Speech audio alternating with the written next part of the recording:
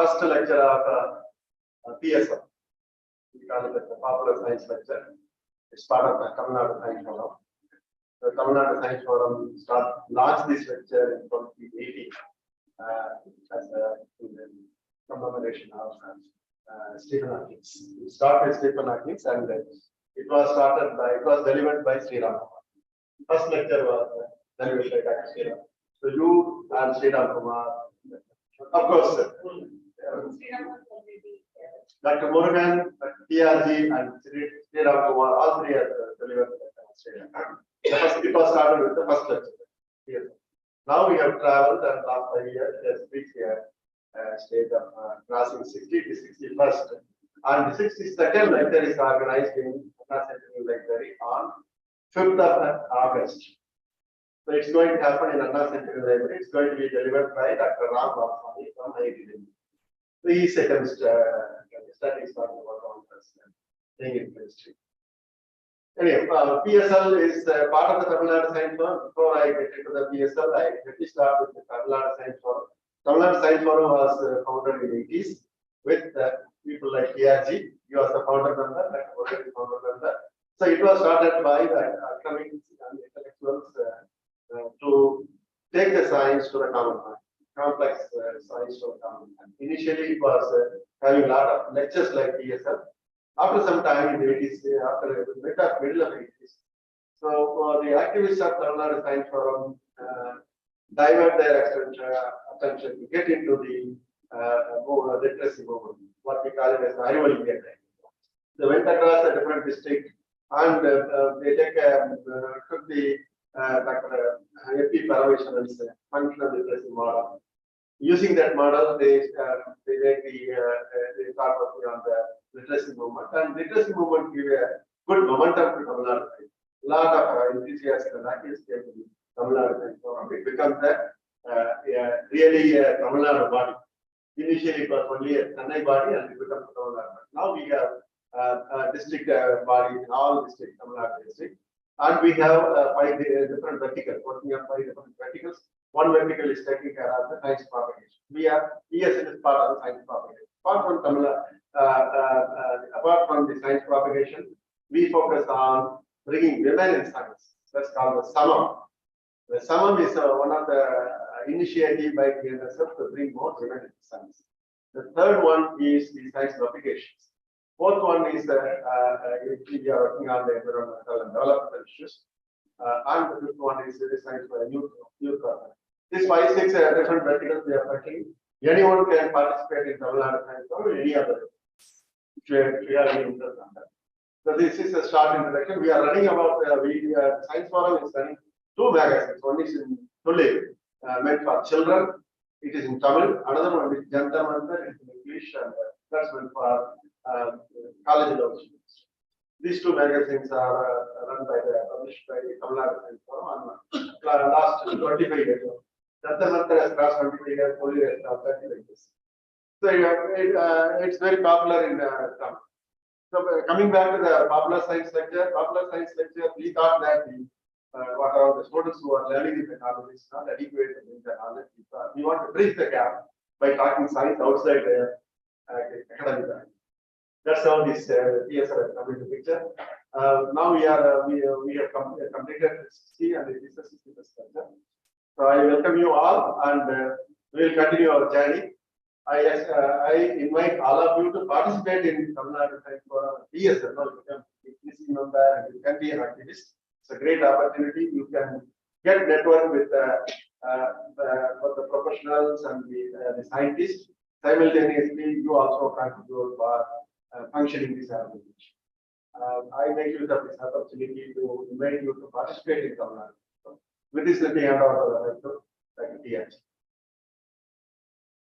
TRG will introduce about this meeting and the speaker.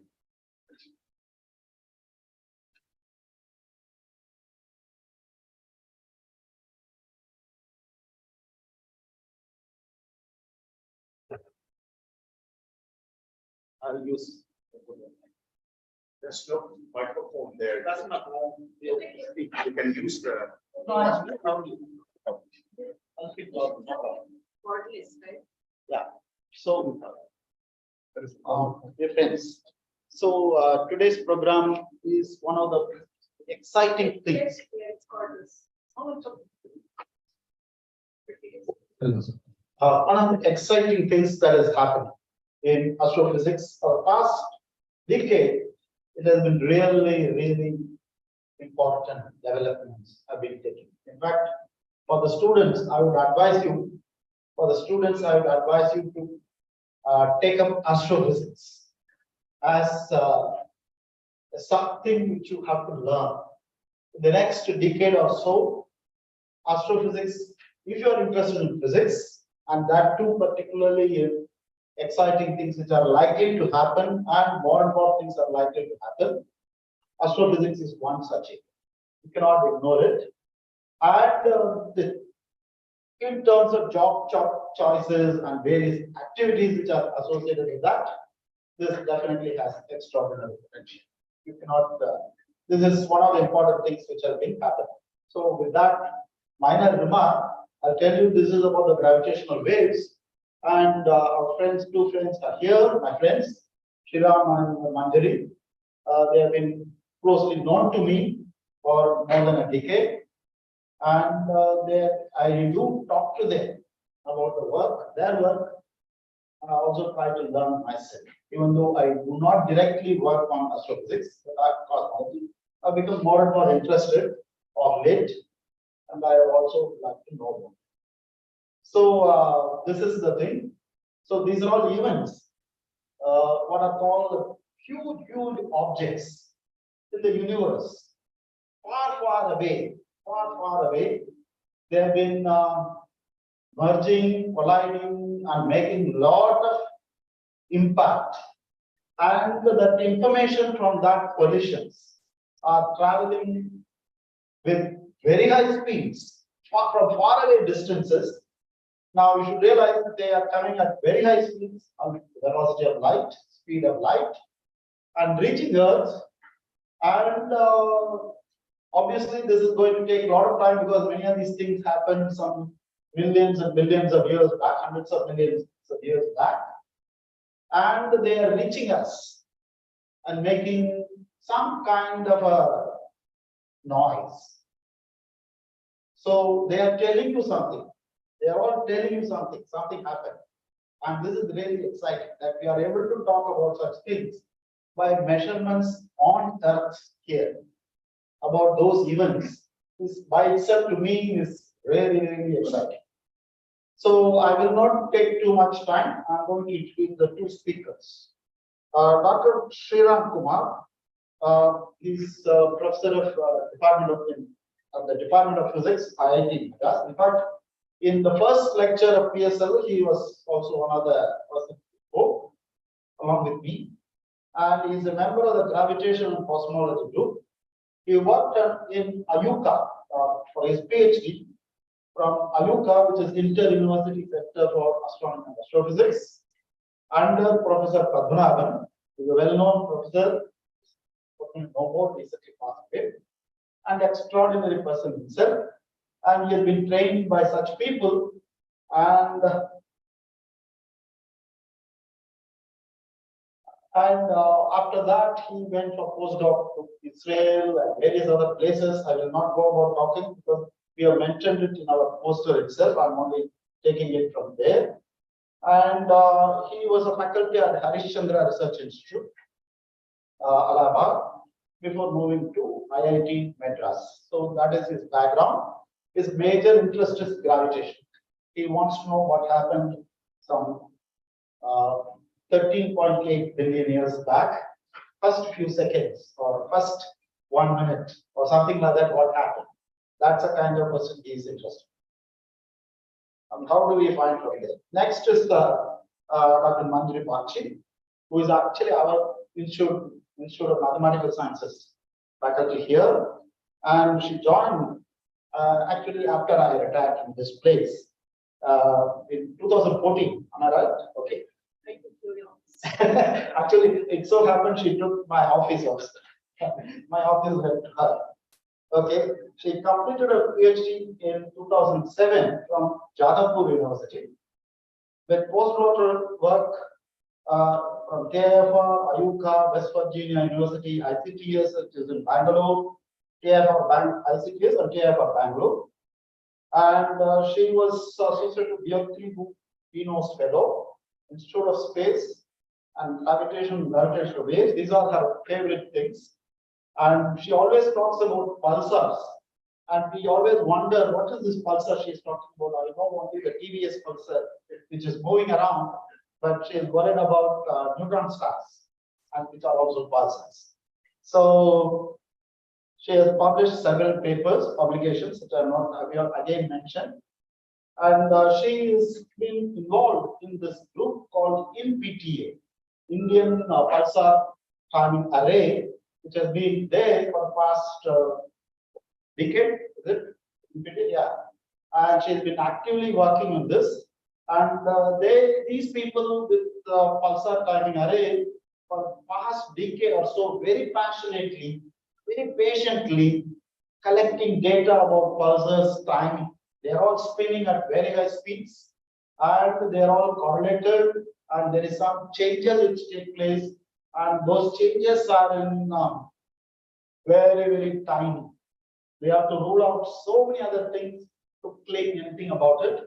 And the last 2 weeks or 3 weeks, there has been major news in the newspapers as well as in scientific community that there is some gravitational wave noise. It's almost like the huge stars, the black holes of mass, something like million times the sun, mass of sun. Okay, just imagine million times the mass of sun, which has collided with similar ones in the past decade, past millions of years back, and similar such things that are going on all over the universe, many places.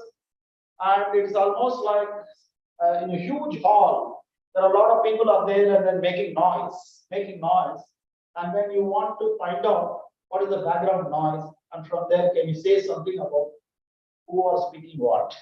Okay, that is a kind of questions which is actually mind-boggling even to pose, and they do ask such questions, and they do get some new results. And this is what these people are involved, and she is also actively involved in that, and that is Manjari Bhatt. So the program now is for nearly an hour.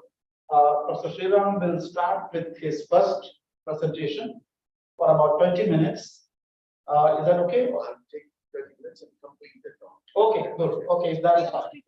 Okay, fine. That if it is resolved, it's fine.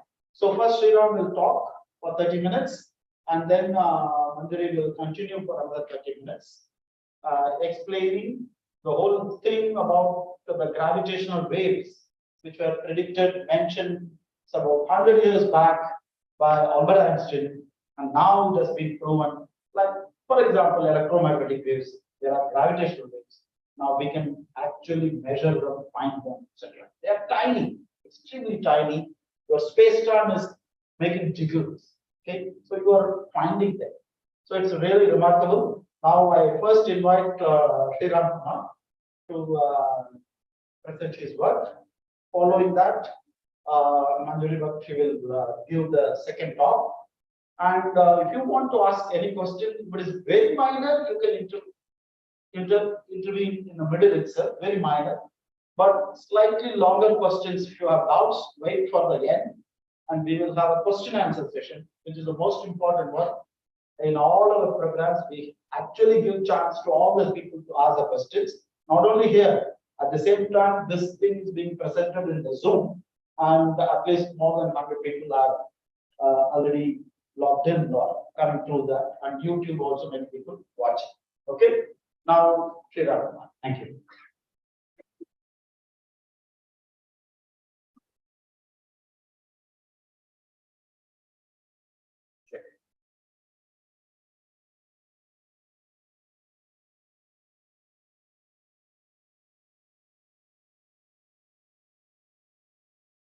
I should begin by thanking Professor T.R. Govindarajan, Professor Murugan, Mr. Vijay, Mr. Sundar, and other members of the Tamil Nadu Science Forum for this opportunity to speak at this session. about 2 weeks ago,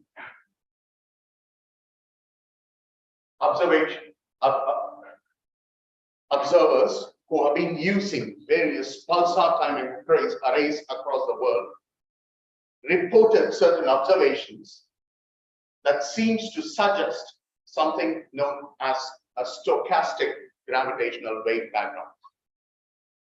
Professor Manjari Bagchi, who is part of the Indian pulsar timing array, will outline the observations and the reasons why we believe it can be attributed to a stochastic gravitational background.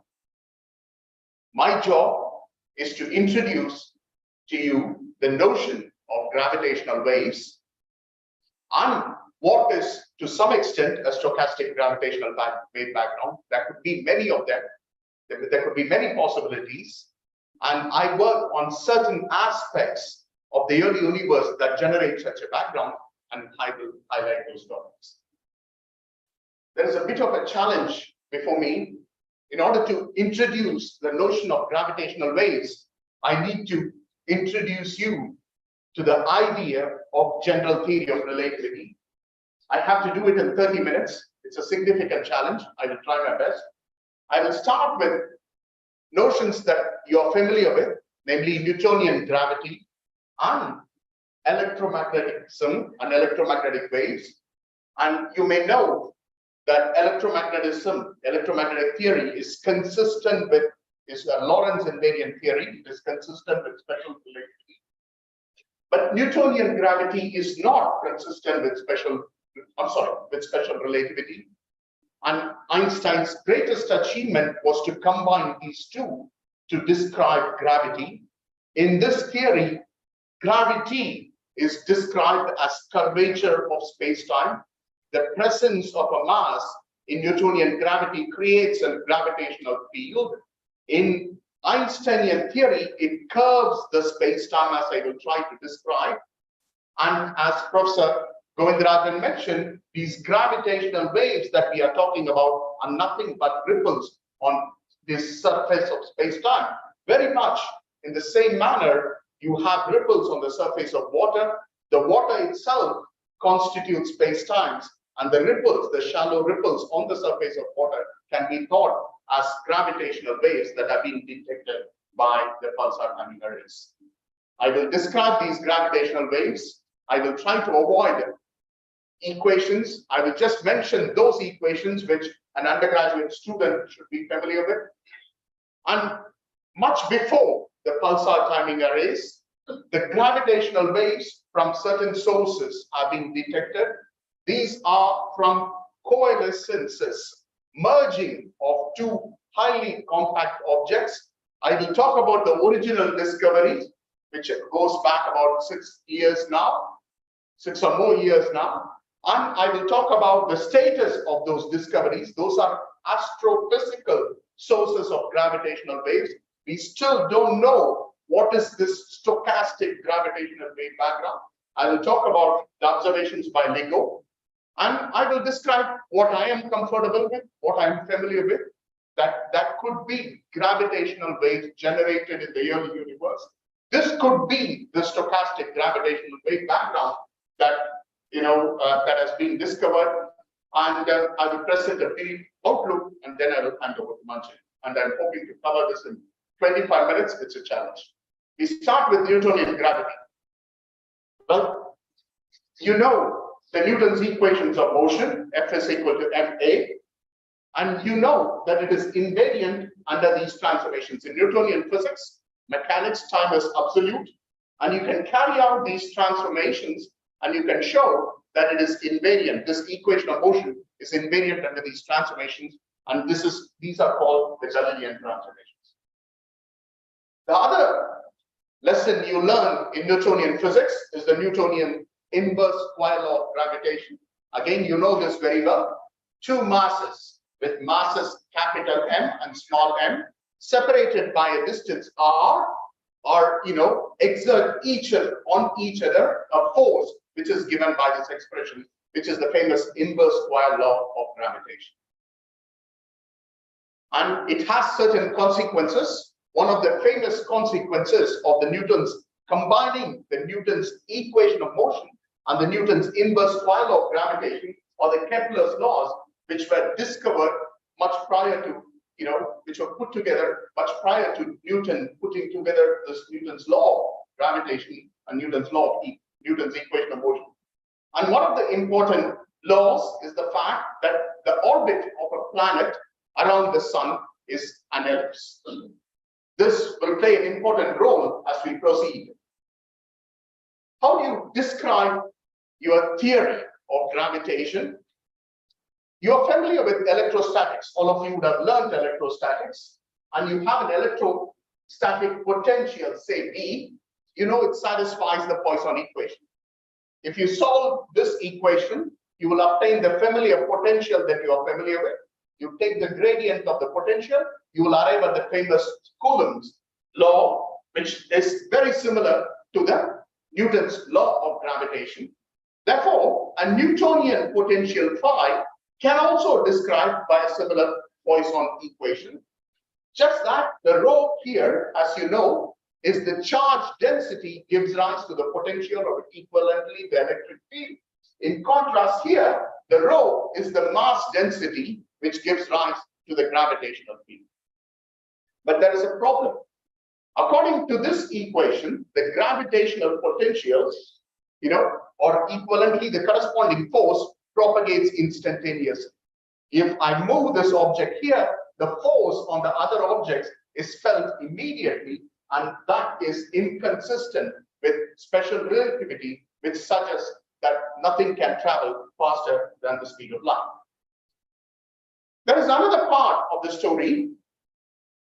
There is a series of observations which were obtained around the turn of the 20th century, which suggested that Mercury was not following the first Kepler's law of planetary motion. It's called the precession of the perihelion of Mercury. Perihelion is this closest approach to the sun. It should have gone around and around in an ellipse, but it does not. Over a century or more, astronomers have gathered information about the extent of this precession of the perihelion, the extent to which the perihelion shifts, because it is not coming back to the same point on the ellipse. And you could explain a good fraction of it from Newtonian physics. Well, the Mercury is not moving around the sun in the absence of other objects. When you study the trajectories of planets around the sun and arrive at Kepler's laws using Newton's equations and Newton's inverse square law, you ignore the effects of the other planets, and you often assume the sun is a point source, etc. But the sun is not a perfect sphere, it's an oblate sphere. There are other planets, massive planets like Jupiter and Saturn that are present. You can take these effects into account, and you can explain a good fraction of this precession of the perihelion of Mercury in Newtonian physics, but you cannot explain about 43 seconds of arc per century. Please note, this is 43 seconds of arc over a century.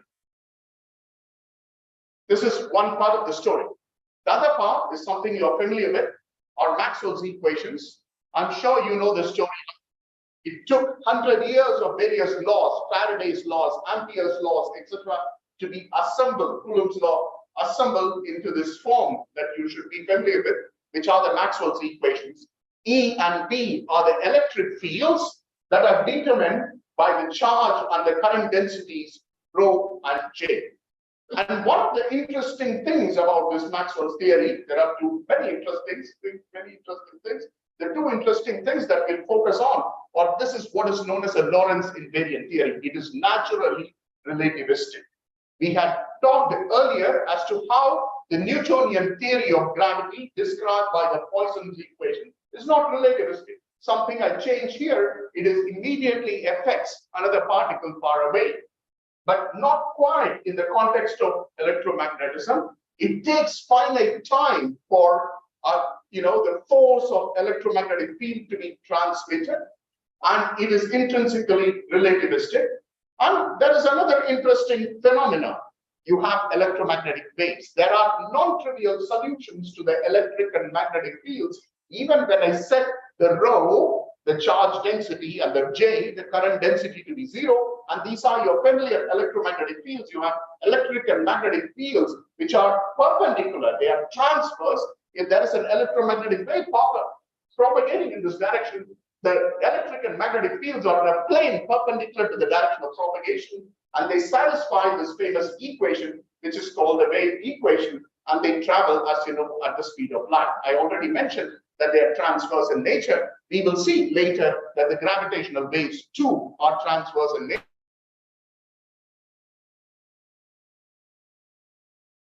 They again are suddenly generate electromagnetic waves. Well, you can show that if you have a dipole, if you have just a monopole, you cannot generate electromagnetic waves. If you have dipole, for instance, if you have an oscillating charge, it can generate electromagnetic waves. If you have a spherically symmetric distribution of charges and the oscillations are only spherical, it's like a monopole, it will not radiate, because according to Gauss's law, the field outside is always given by this form. But you can have an electric dipole, you know, a single charge which is oscillating, or you have two charges which are moving, and they will generate electromagnetic waves. And we will see what are the corresponding implications for gravitational wave as we proceed. And the electromagnetic theory follows special relativity. It's supposed to be what is known as a Lorentz invariant theory. And the special relativity, remember, is based on essentially the following two postulates. The laws of physics take the same form in every inertial frame. To some extent, we had encountered this even in the context of Newtonian relativity. I had said as to how, if you have F equal to ma, as you go from one inertial frame to another through something known as Galilean transformations, the equations of motion remain invariant, form invariant. The second statement says that the speed of light is the same in non-inertial frame. This is in contradiction with what you know from Galilean relativity. You know very well that if you have your friend which is walking in a train that is passing by you and you are in a station, the velocity of the friend with respect to you is the sum of the velocities of the train and the velocity of the friend who is walking with respect to the train. But this is not so in special relativity, and these are captured by the so-called Lorentz transformations, which has very interesting consequences which have been repeatedly observed in the laboratories. And these are the extension of the Galilean transformations to relativistic systems. And these are the Lorentz transformations. I presume many of you have encountered this, and C, of course, denotes the speed of light. These relates the coordinates of one inertial frame to another, and there are many consequences simultaneously, namely two events which are often considered simultaneous in Newtonian theory cease to be simultaneous in special relativity, and there is a phenomenon called Lorentz contraction and time dilation, which essentially implies moving clocks run slow. These are repeatedly observed in high energy experiments. And one of the interesting notions that you learn in special relativity is this concept of space-time. I'm sure you have seen this. So you have a light cone, you have 1 plus 2 dimensions, you have a 4-dimensional space-time, which is difficult to illustrate. So you have suppressed 1 dimensions, and you have 2 dimensions of space along these directions, and you have a dimension of time which is flowing vertically, and this is what is often called the light cone. So you cannot have a trajectory which is traveling like this, because that will cross this, that will be having a velocity greater than the speed of light. Therefore, any material particles should be confined to this light cone, or equivalently, anything that is within this light cone can affect this point, and similarly, this point can affect anything within this light cone. And this, in some sense, is the structure of what is known as flat space-time or Minkowski space-time, which does not possess any matter. It's empty. Now, we need to combine special relativity with, we need to somehow describe gravity in a manner that is consistent with special relativity. And one of the important concepts in this direction, which set the ideas of the construction of general relativity in motion is this principle of equivalence, which is not difficult to understand. Consider two experimentalists, one who's on the surface of the Earth, there is a static rocket, and another who's moving at the same acceleration, namely the acceleration due to gravity, far away from any celestial object. Now, if this person drops a ball, in both these frames, it will fall in the same manner. In other words, this frame is completely equivalent to this frame.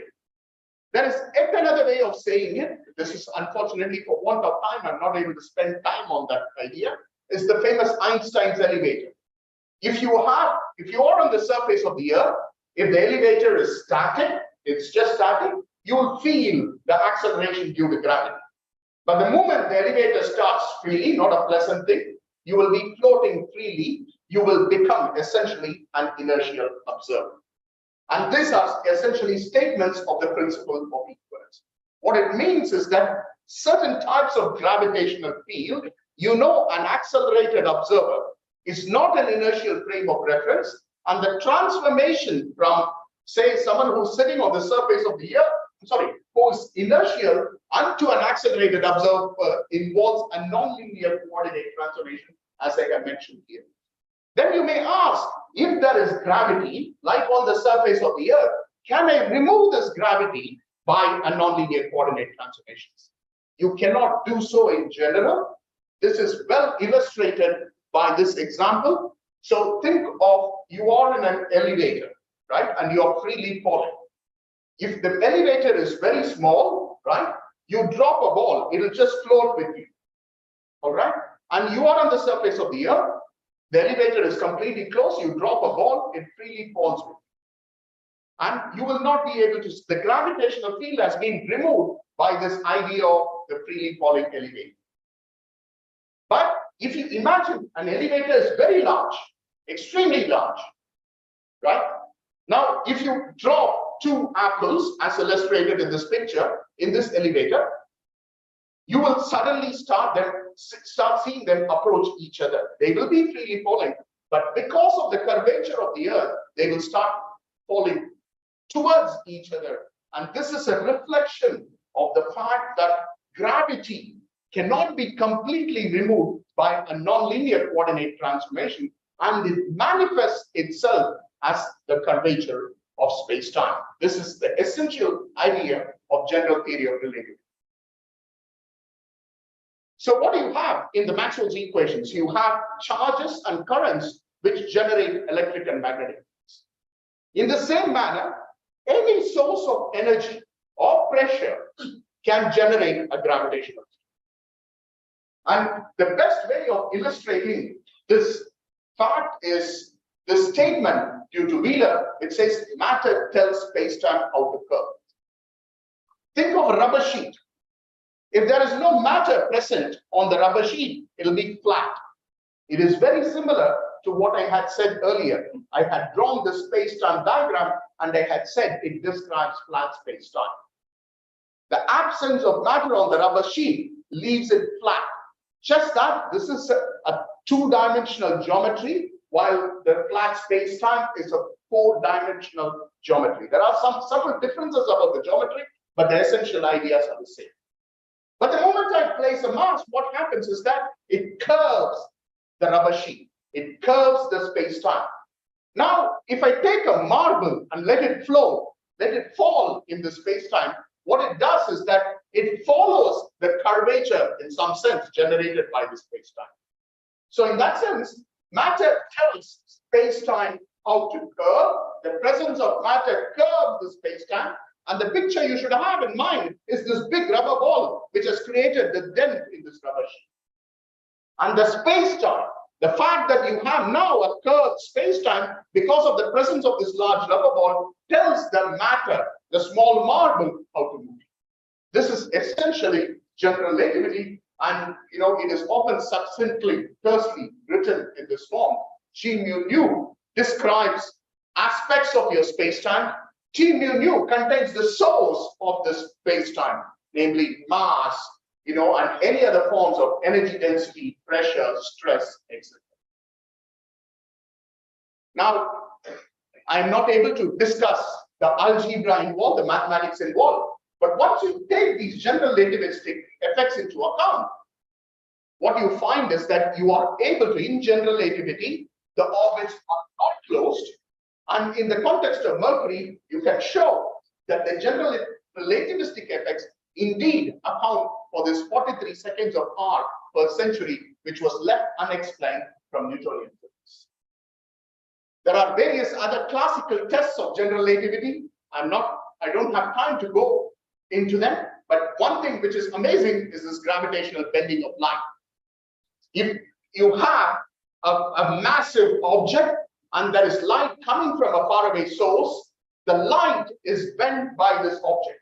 So what we have here is an intervening massive galaxy, and there's a source behind that galaxy, and it is bending the light from that source and actually providing 4 different images of the same source, and this is known as gravitational lensing, and this has to be accounted for very carefully if you want to do fine cosmological measurements. And one of the important concepts in general relativity is the idea of gravitational waves. As I already mentioned, they are tiny disturbances of the space-time. You can have gravitational waves in flat space-time. It is just that in electromagnetism, they are exact solutions of the theory, electromagnetic waves. Not so in general relativity, because it's a nonlinear theory. It is an approximation. There are small disturbances in space-time, very much like what I mentioned earlier. Professor Govindarajan also mentioned that there are ripples on surfaces of water, for instance.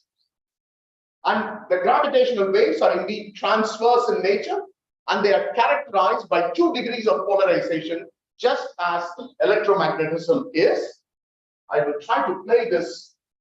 Okay, I'm having difficulty playing this, so I need to. I just need to open something. This may not be visible to people online.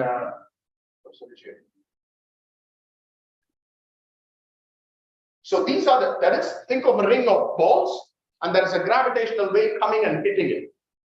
The balls will respond in this fashion. This is one of the type of polarization. And the other type of polarization you have is this one. And evidently, they're called, for obvious reasons rather, they're called as cross types of polarization.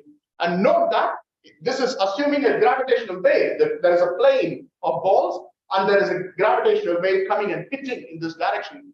All the oscillations occur in a direction perpendicular to the direction of propagation, and therefore they are transverse in nature, much like the electromagnetic wave.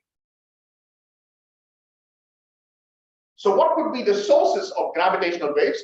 One can show that monopoles and dipoles do not contribute in the context of gravity, in contrast to electromagnetism. You need at least a quadrupole of masses, and they need to change with time in order to generate gravitational waves. Even as I am moving, I'm generating gravitational waves, but they are extraordinarily weak.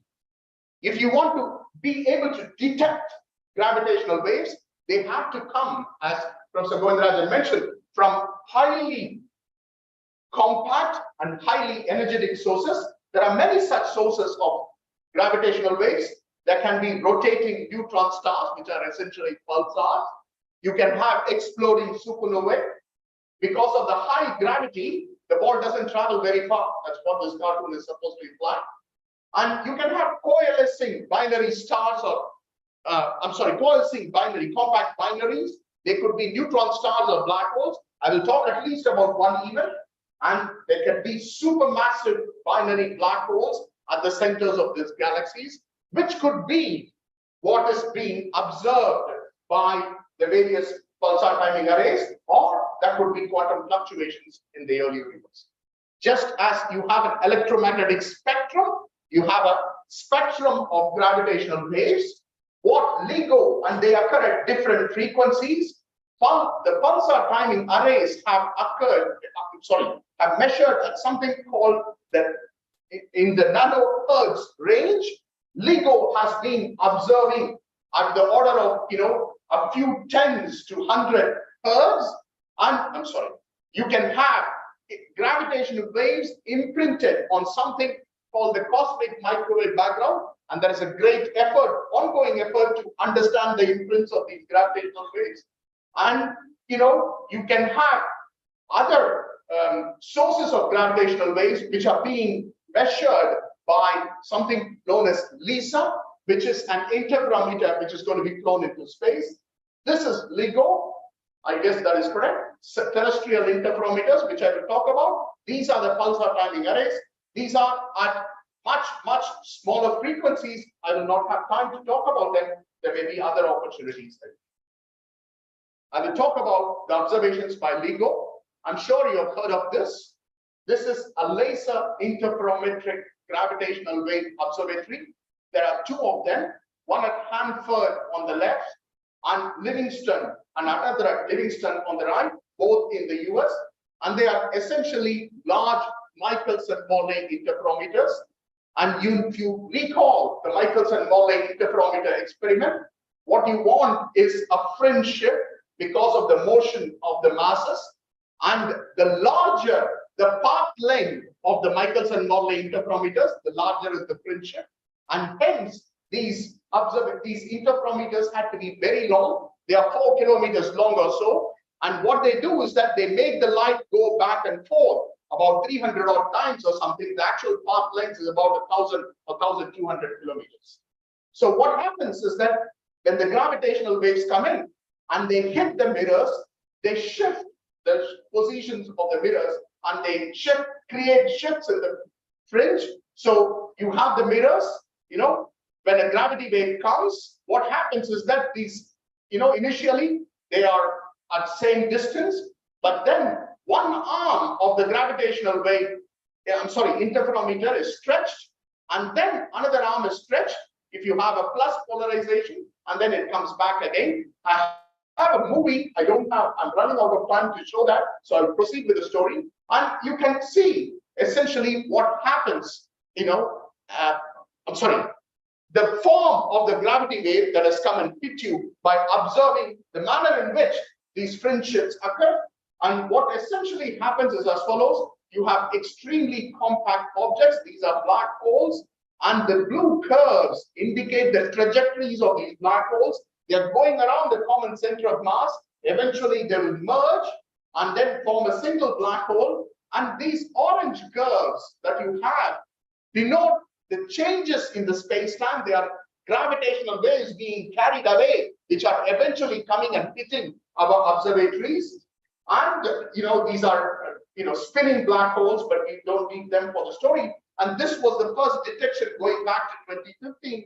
And these are the detection at two different observatories, Hanford and Livingston. And you can combine them, and to a great extent, you can say that they arose from a particular source, and it is indeed due to mergers of black holes. And I'm really running out of time to be able to say more about the original discovery. And since the original discovery in 2015, there has been many detections of these events.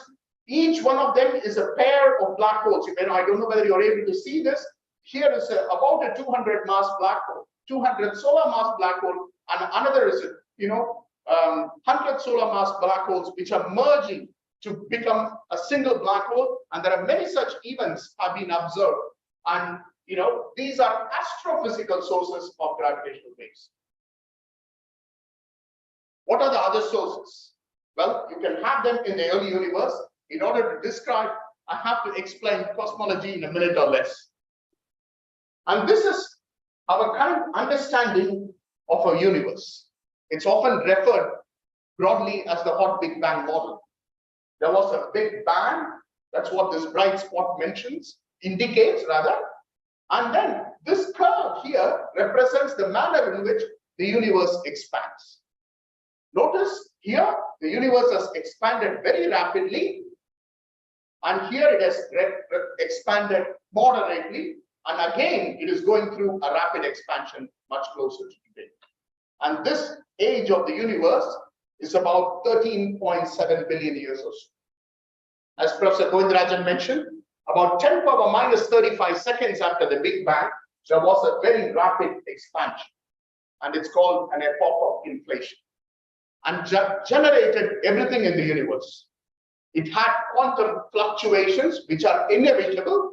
And those quantum fluctuations led to what are known as the CMB anisotropies I briefly mentioned, and the structure that we see around us today as galaxies and clusters of galaxies. This is the CMB anisotropies. This is the distribution of the large-scale structure in the universe. And all these arose supposedly due to an epoch called inflation. If you want to understand inflation, I'm almost done. I'll cover in 3 minutes. I'll complete in 3 minutes, and I'll be glad to answer questions. It is supposed to be driven by a scalar field. You can think of it as a ball rolling down a hill. And when it is rolling slowly, it drives the expansion, rapid expansion of the universe.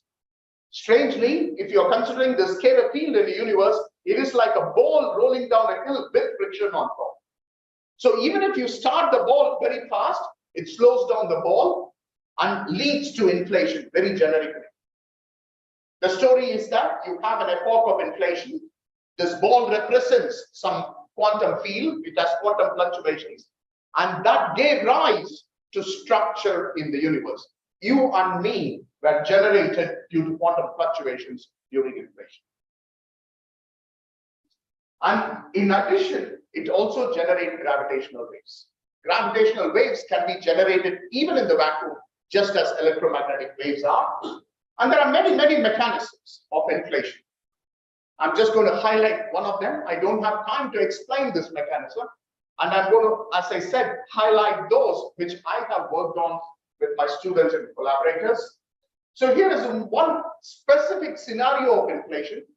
There is a particular quantity that has been plotted. It is what is known as the dimensionless energy density of gravitational waves at a particular frequency. That's all you need to know. And it has been generated due to mechanisms that occurred during the stage of inflation, which occurred 10 power minus 35 seconds after the Big Bang. What has been plotted? This is an old plot. I haven't updated the PTA, latest PTA results. These are the older results. And these are other sensitivity curves or other gravity wave observatories. And what it means is that I can construct scenarios in the early universe which can generate gravitational waves, and it will form a background of gravitational waves, stochastic background of gravitational waves. Stochastic means it's random. Background means it is independent of the direction. Remember, if I have LIGO observing gravitational waves from a pair of merging black holes, there will be a direction involved. But here, there will be no such direction, and it could come from anywhere in the sky. In fact, it will come from all directions of the sky. You can have other models. This was studied by actually one of the IMSE faculty, Dheeraj Hazra. And again, you can see we have scenarios that can, in principle, explain what Manjari is going to say or correspond to the observations. This is during inflation.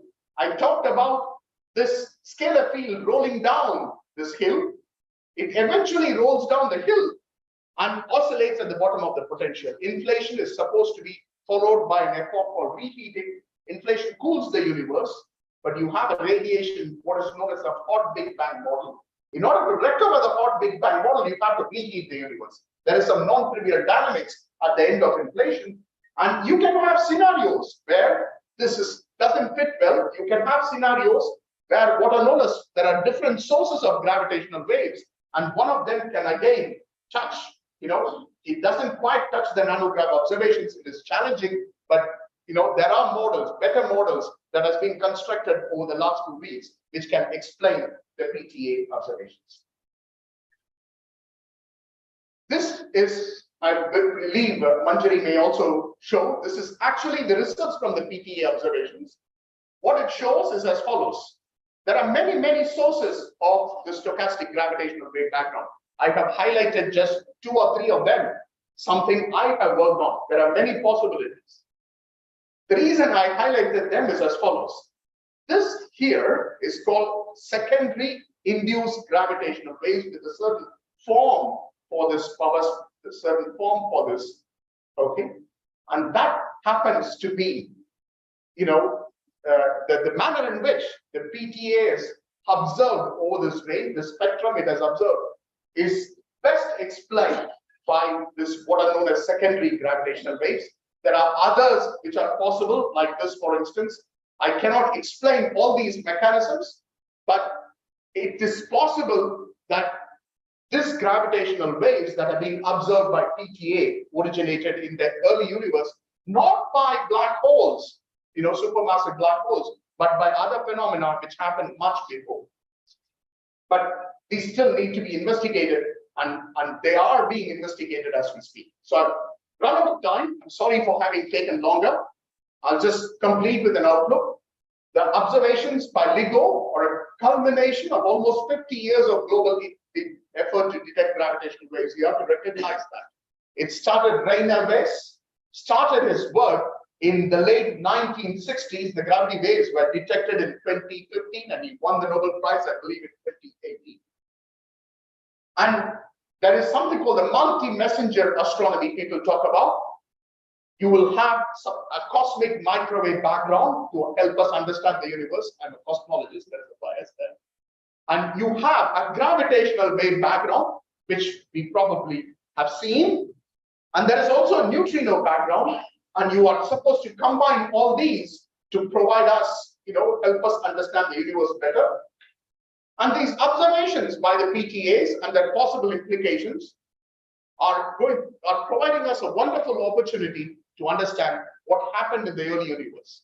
It could be very early as inflation, or it could be a little later during the matter domination era due to super black holes that are merging all around us. I was just told with those remarks. Thank you for your attention.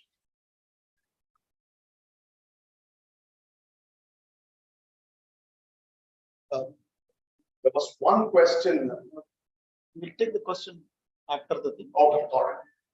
Just wait for second lecture to be over. Note down the first, all the questions will be answered. Okay?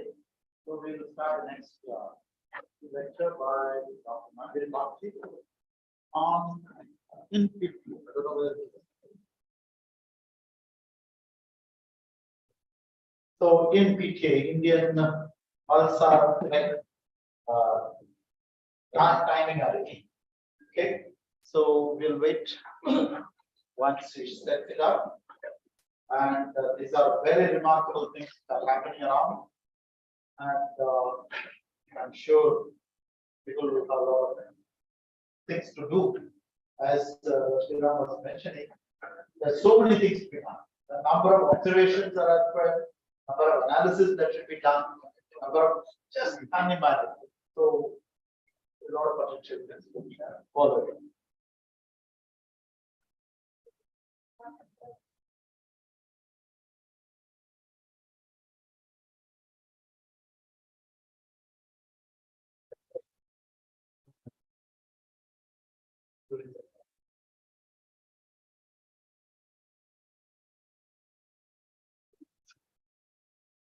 Hold on.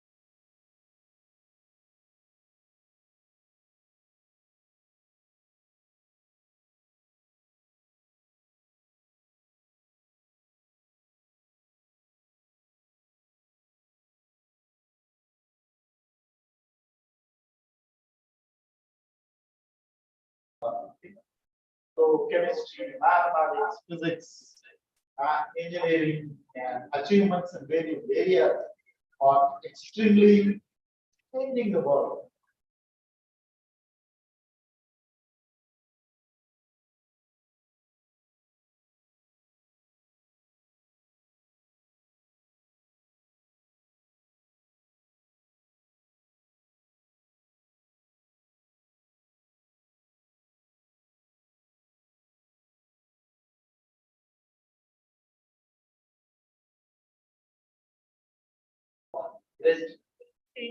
Development.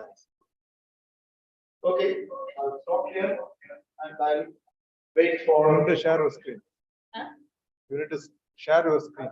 shadow screen. Just a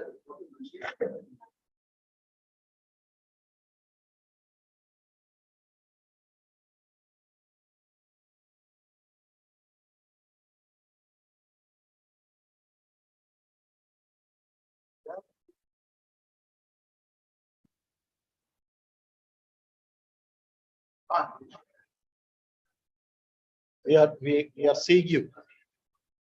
Share the screen.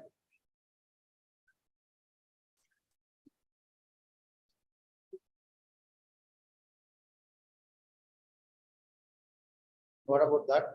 You're not seeing it there? Yeah.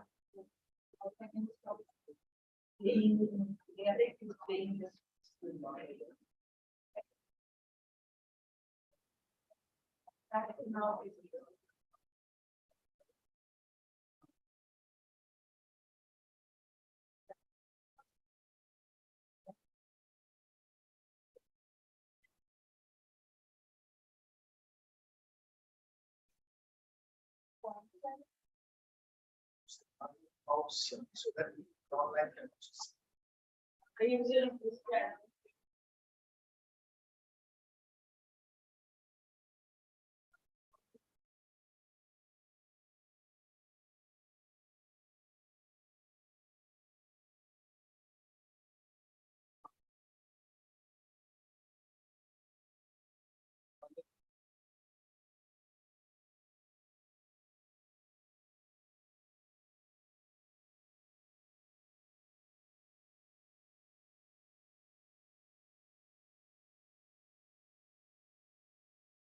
All set. You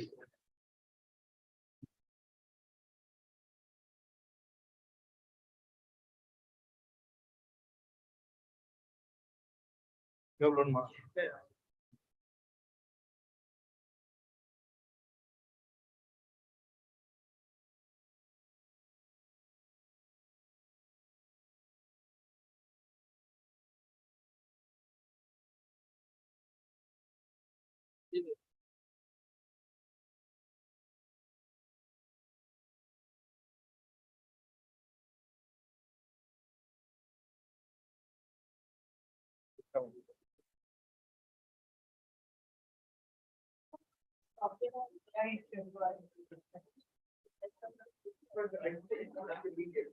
Yeah, so sometimes you get.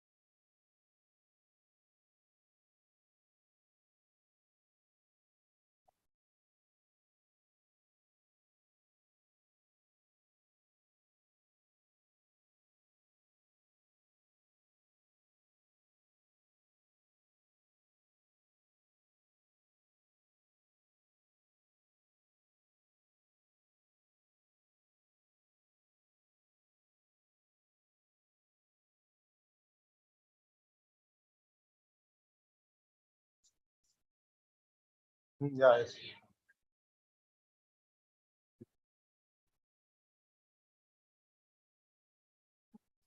They are also right. Just say hi. Hi, there is, oh, this height, right?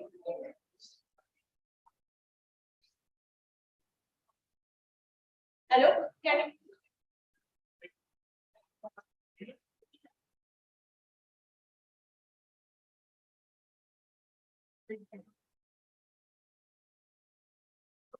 I was hearing my voice.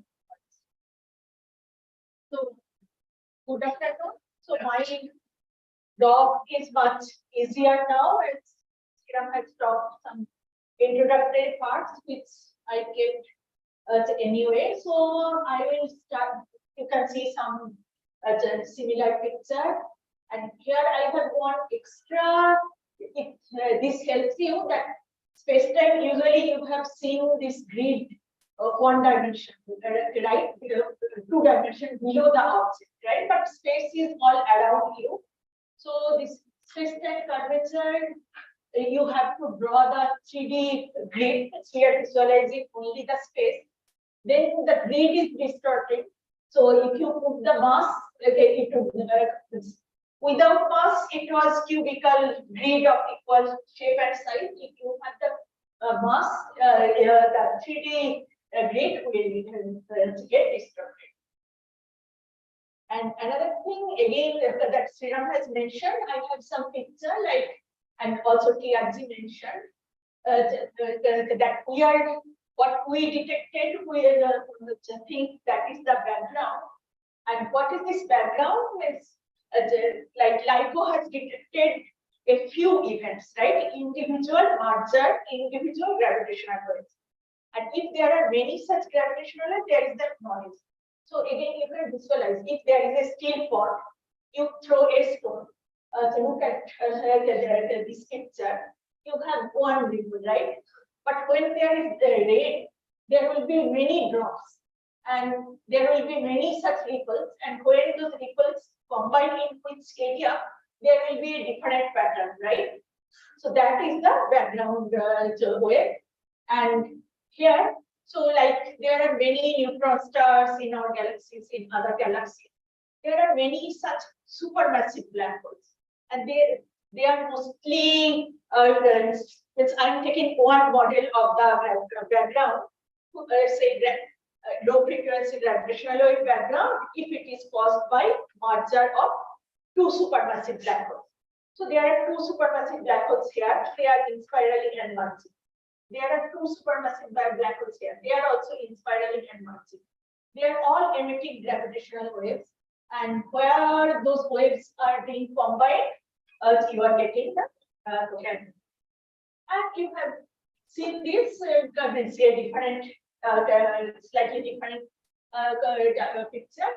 So this, as Sriram mentioned, that low frequency gravitational wave, most likely, here this bar is the frequency of gravitational wave. So here it is 10 to the power minus 18, and here it is 10 to the power 4.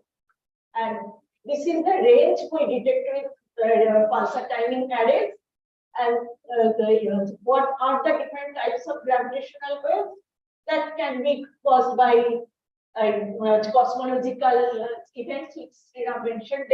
Again, there are different models which we still don't know. And there can be supermassive black hole merger. So the early stage of supermassive black hole merger.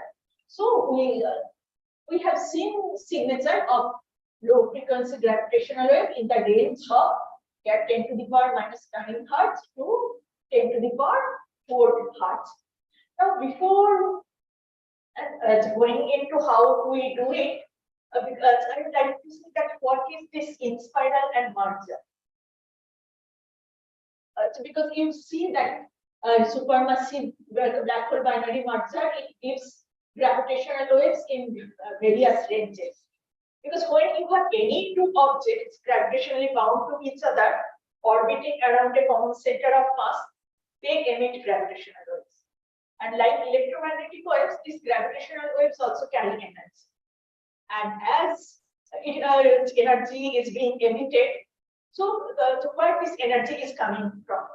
that energy is coming at the cost of binding energy of the two objects. So the two objects come close together. So you have seen that diagram. So there are two objects first, this part, they are orbiting around each other. They will come close together, come close, because they are losing energy. That is called inspiral, and they eventually merge. So in our pulsar timing array, the domain is when those supermassive black holes are little far, and when they come closer, that time their frequency range will increase, and when they merge, that time those gravitational waves will be detected by this sun.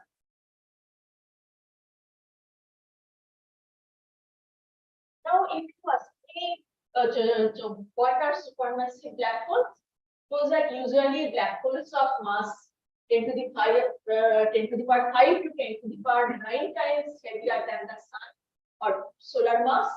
And you know, so mass of our sun is about 2 into 10 to the power 30 kg. And you can ask me, where are these supermassive black holes? Actually, they can be in anywhere, but in most of the cases, they are at the centers of various galaxies. And you know what are the galaxies, like collection of stars. We ourselves, our solar system and our nearby stars, we are part of a galaxy. This is one diagram from James Webb Space Telescope. You see different galaxies. They are most of the galaxies are spiral. You notice this one, right? Two galaxies very close together. They are binary galaxies. They are orbiting. Those two galaxies are orbiting each other. So that means the supermassive black holes that they are treated, those are also orbiting each other and emitting gravitational waves. That is another picture. And how do we know that there are supermassive black holes? Because black holes we cannot directly observe. But there are various observational groups which I am speaking today. So what I already said, that almost all galaxies have supermassive black holes, and when there are orbiting galaxies orbiting supermassive black holes, they are emitting gravitational waves, and many such orbiting galaxies are giving a background. There can be background from there are backgrounds from other reasons also, cosmological reasons also, but that is also one of the biggest source of background gravitational waves. And see, those galaxies, they are very far away. They are orbiting around each other. They are emitting gravitational waves, and by superposition, you are getting the gravitational wave background. Now we have pulsars, which are a kind of stars in our galaxy. They are very close by, but not very close, but in our galaxy. So we try to detect the gravitational waves, which is coming very far, by seeing the imprint of those gravitational waves on the electromagnetic signal of the pulsars. So all these pulsars are in our galaxy. Yeah, in our we have not been able to detect any pulsar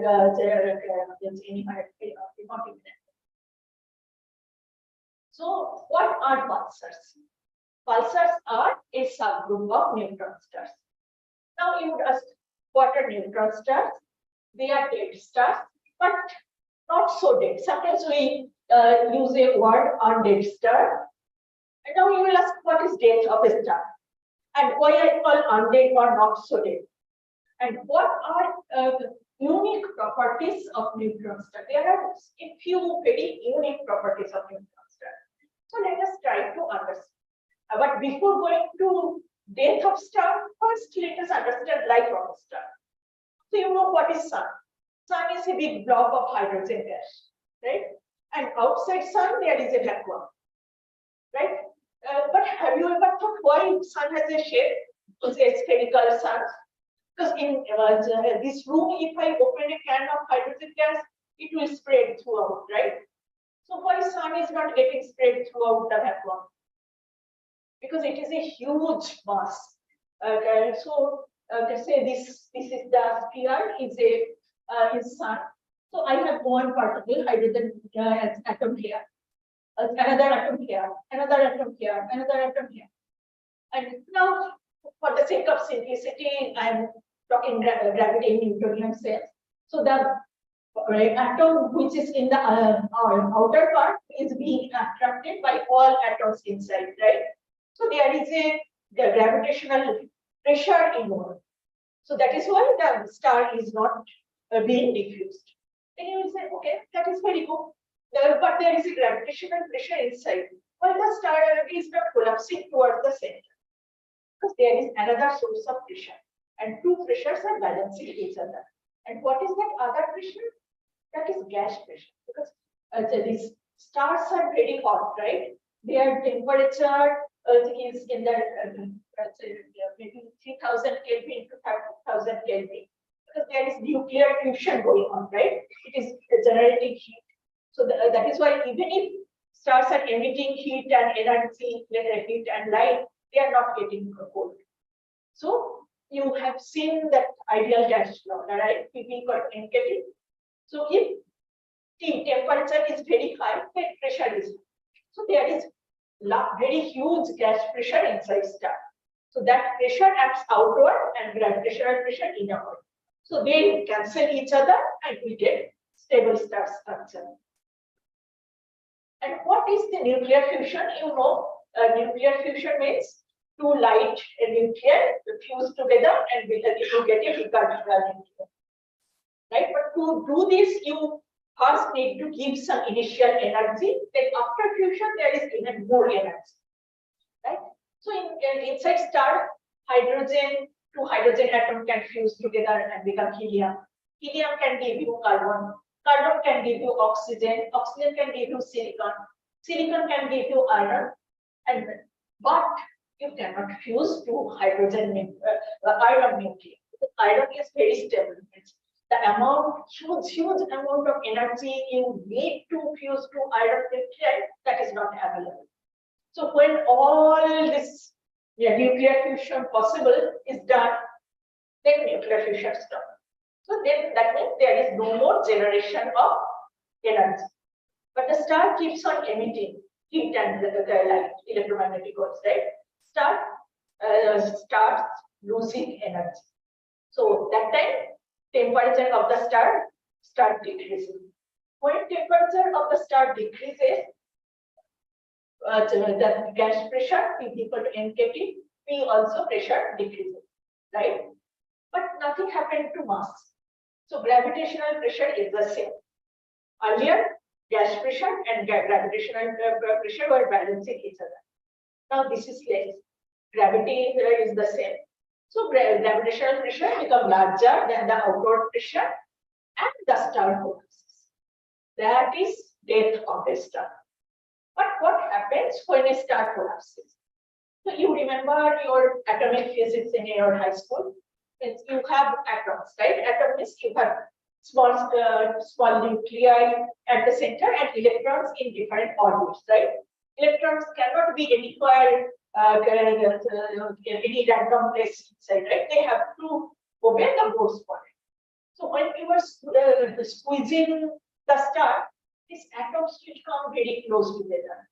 Then because of very high gravitational pressure, this atomic structure will break.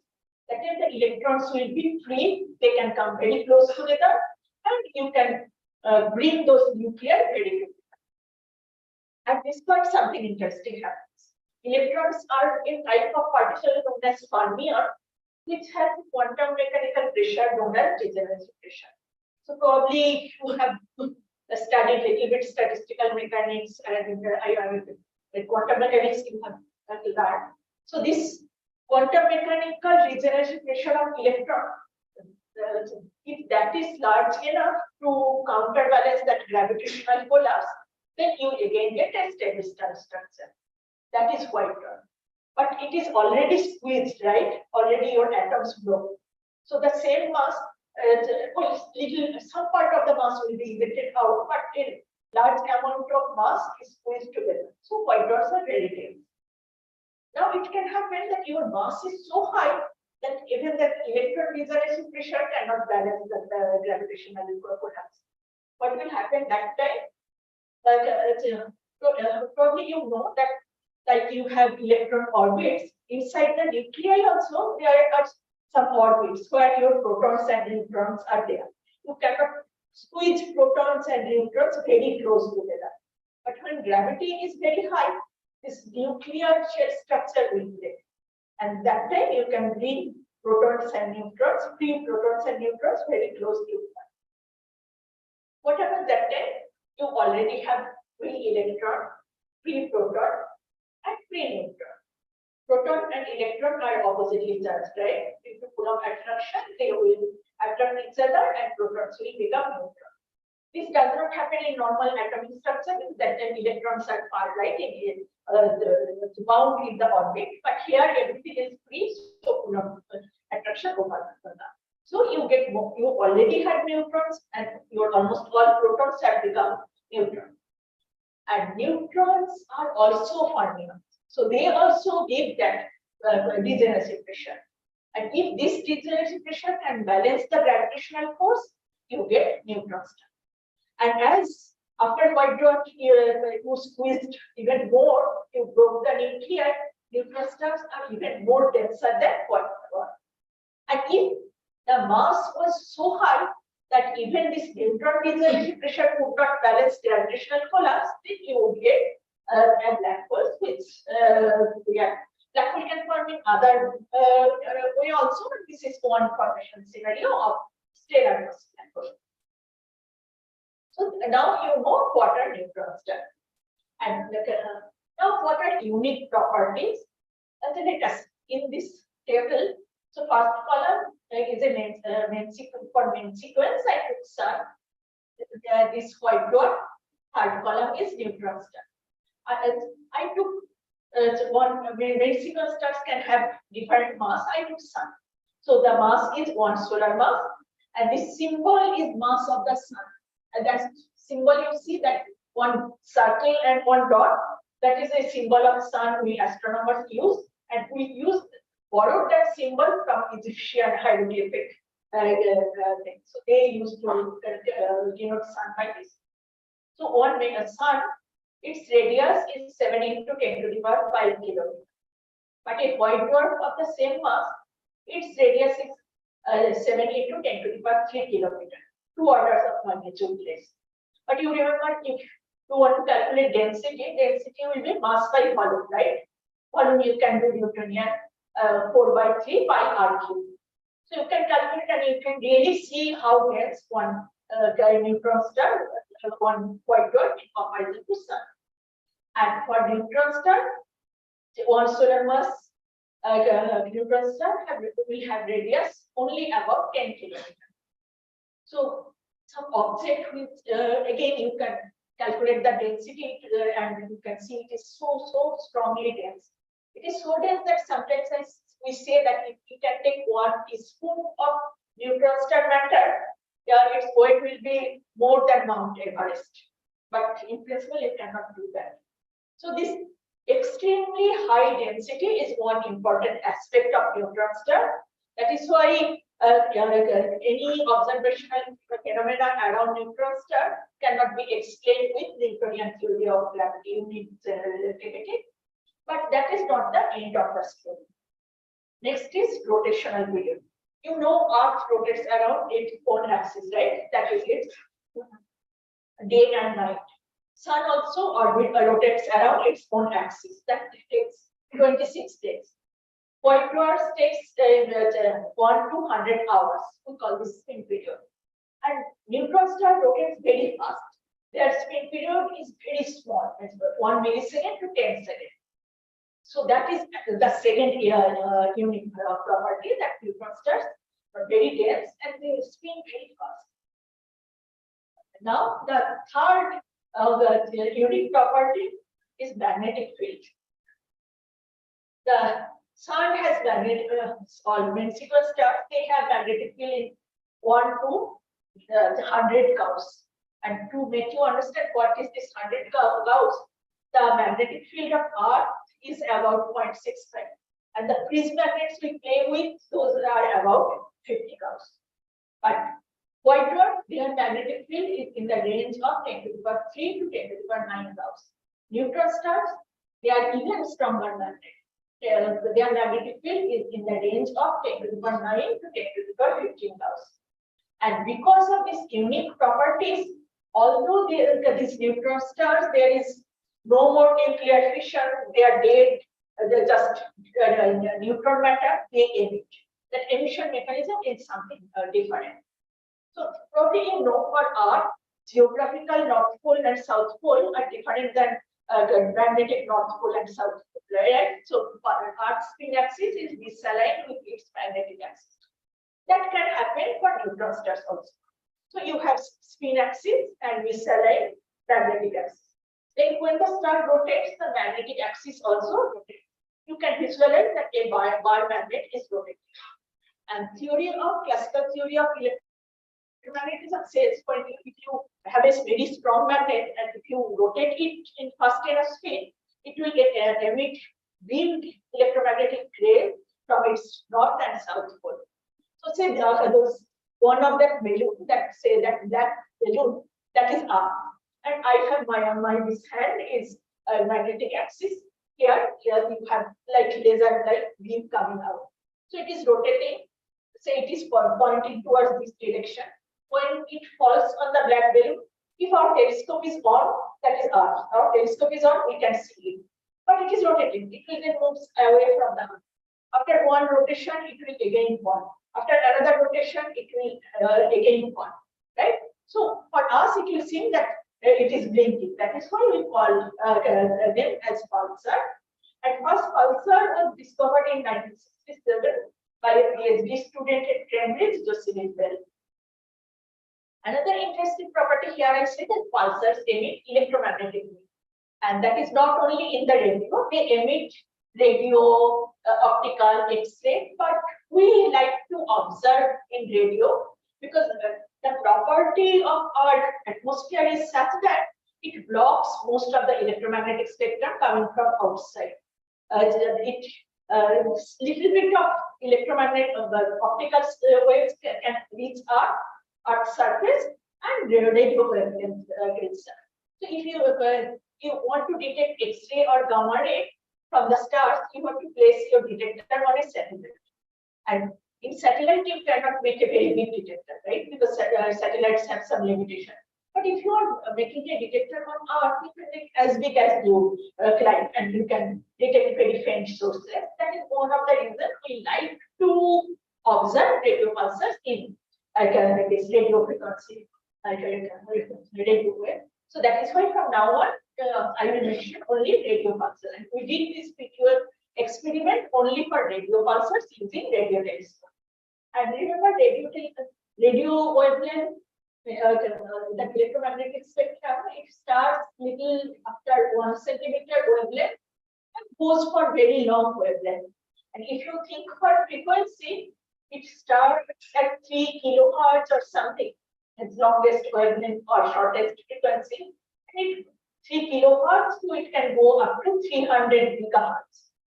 We usually observe about 300 megahertz to 3 gigahertz, that huge the spectral range. And this is the one of this I will come later. One of my favorite instrument, telescope, which operates in various different frequency ranges in the radio wavelength. So far we know about 4,000.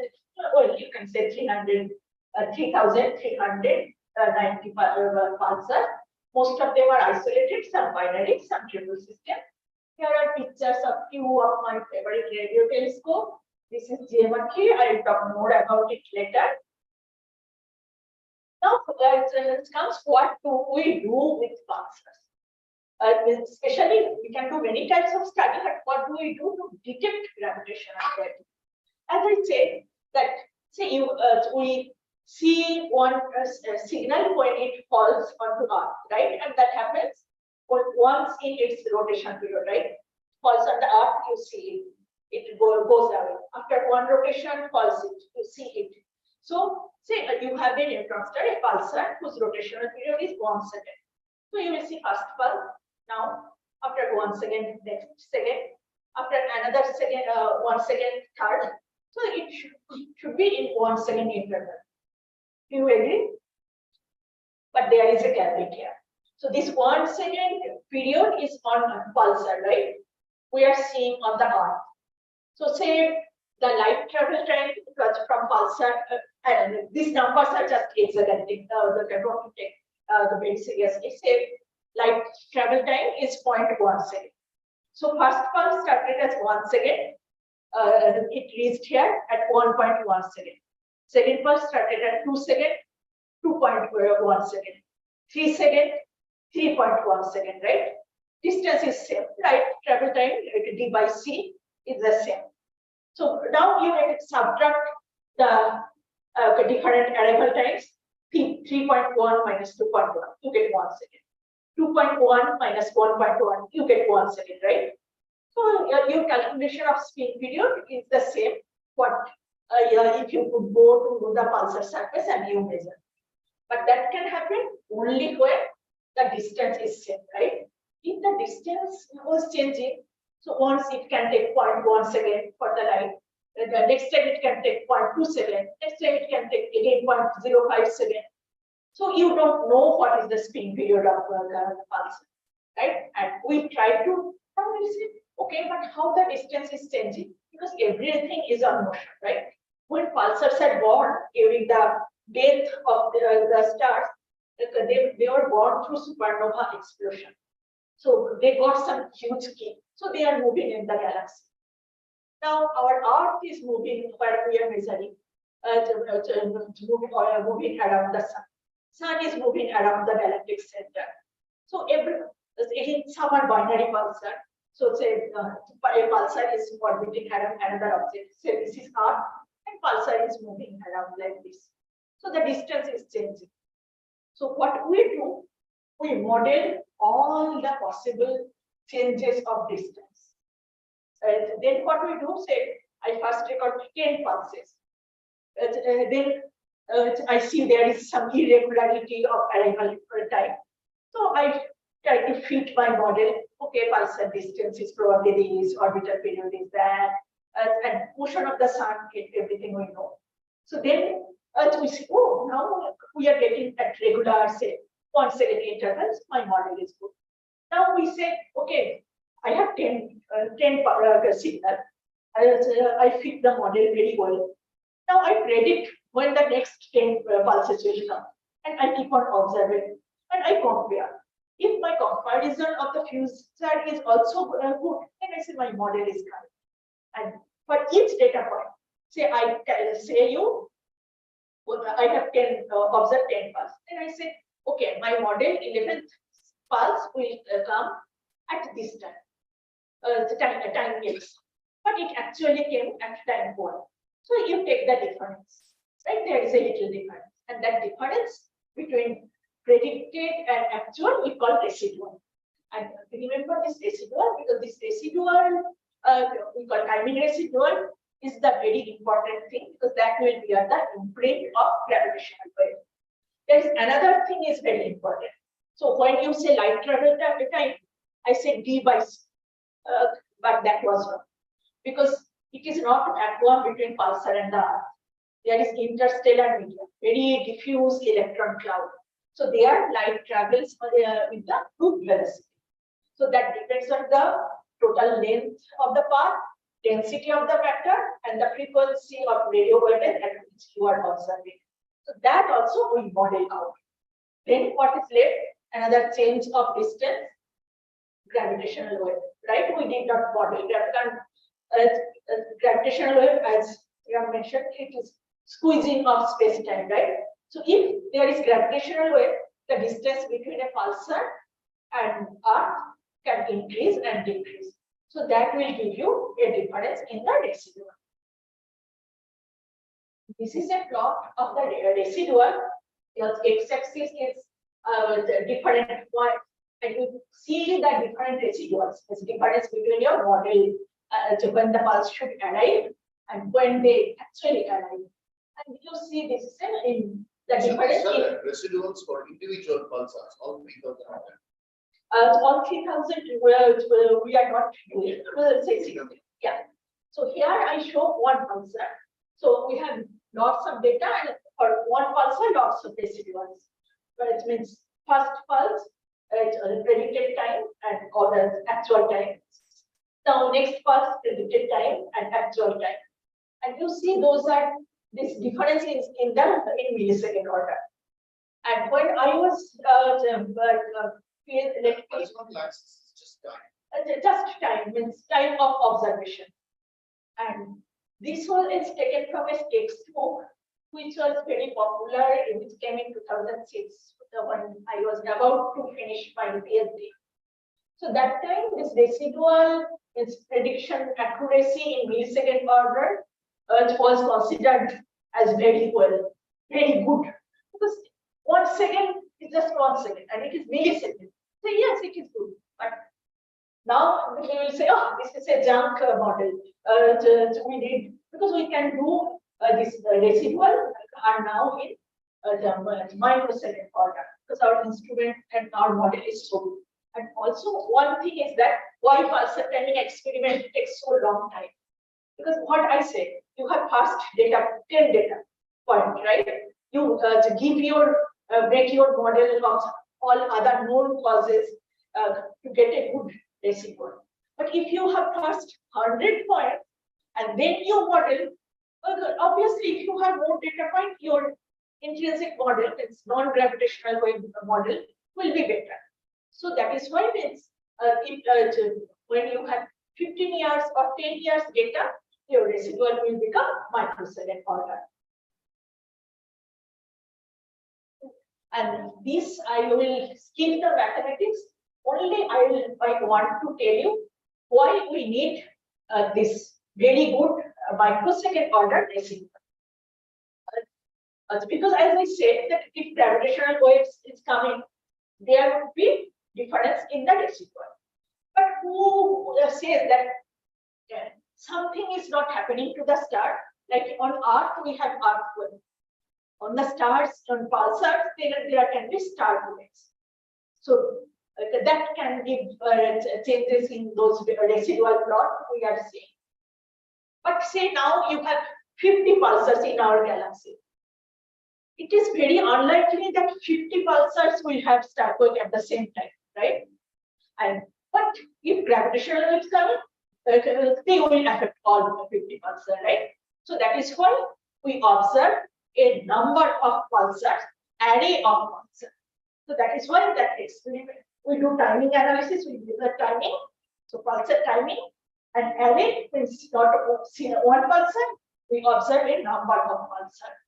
And what we do, we know if this the difference is due to gravitational wave. And say you have one pulsar here. I take one residual from this pulsar.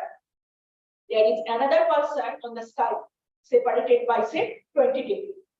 So and we know that how this residual and this residual will be related to each other if we know the angular separation, which we know.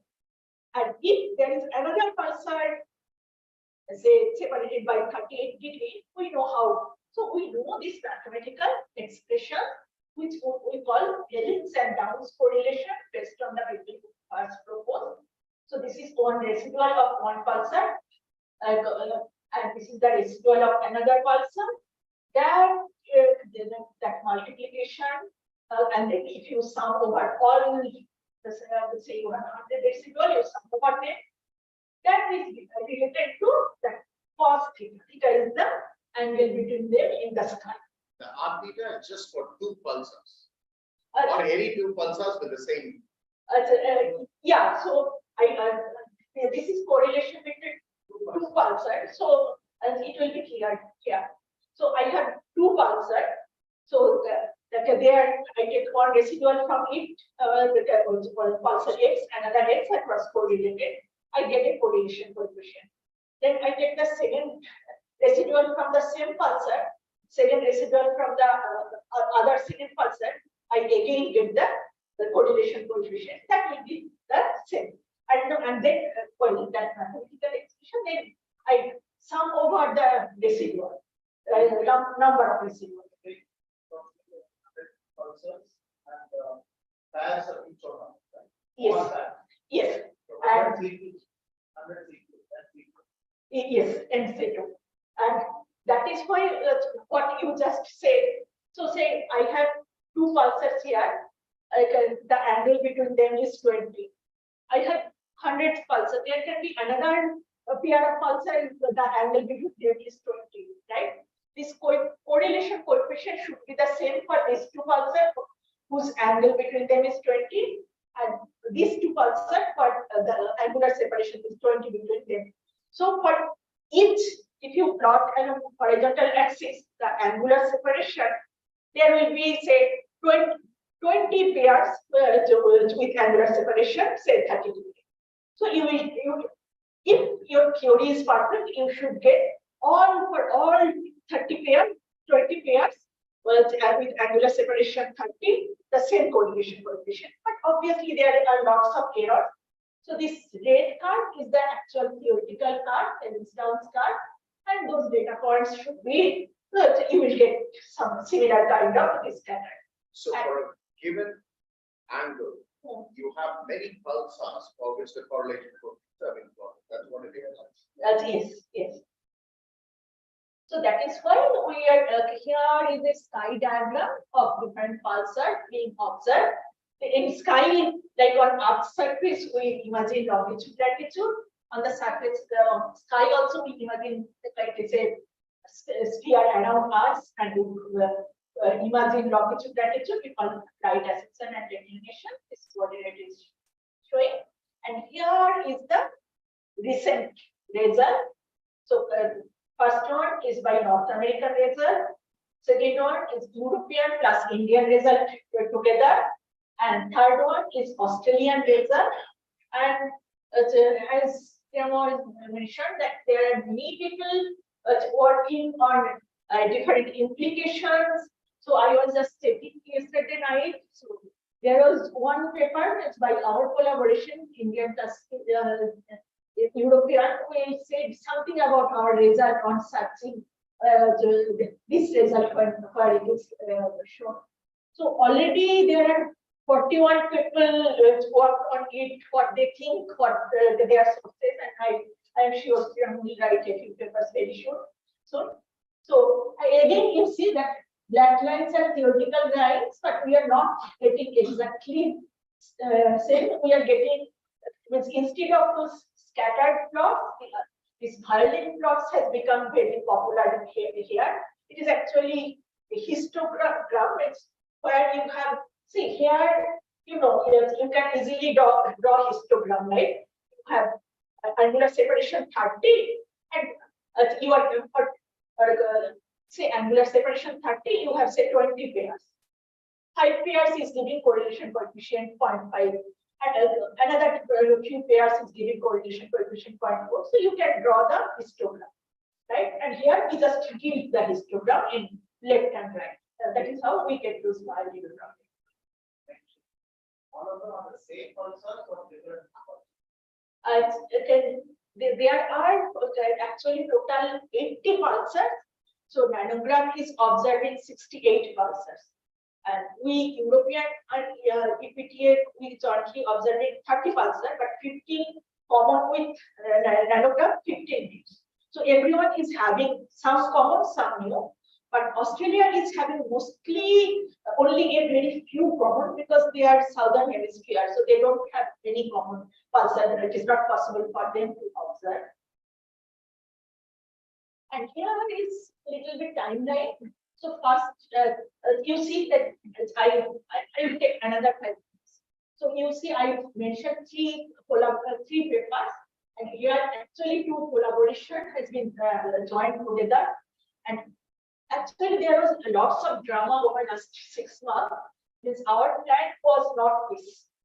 We did not want to put separate papers because there is a consortium, international consortium. We wanted to combine our data together and give a better result. But then something happened with the decided, which I actually China was trying to publish their results, so there are lots of other nonsense things happened. So for the first one, this experiment started in Australia, which is called Parkes Pulsar Timing Array, or PPTA, started in 2004.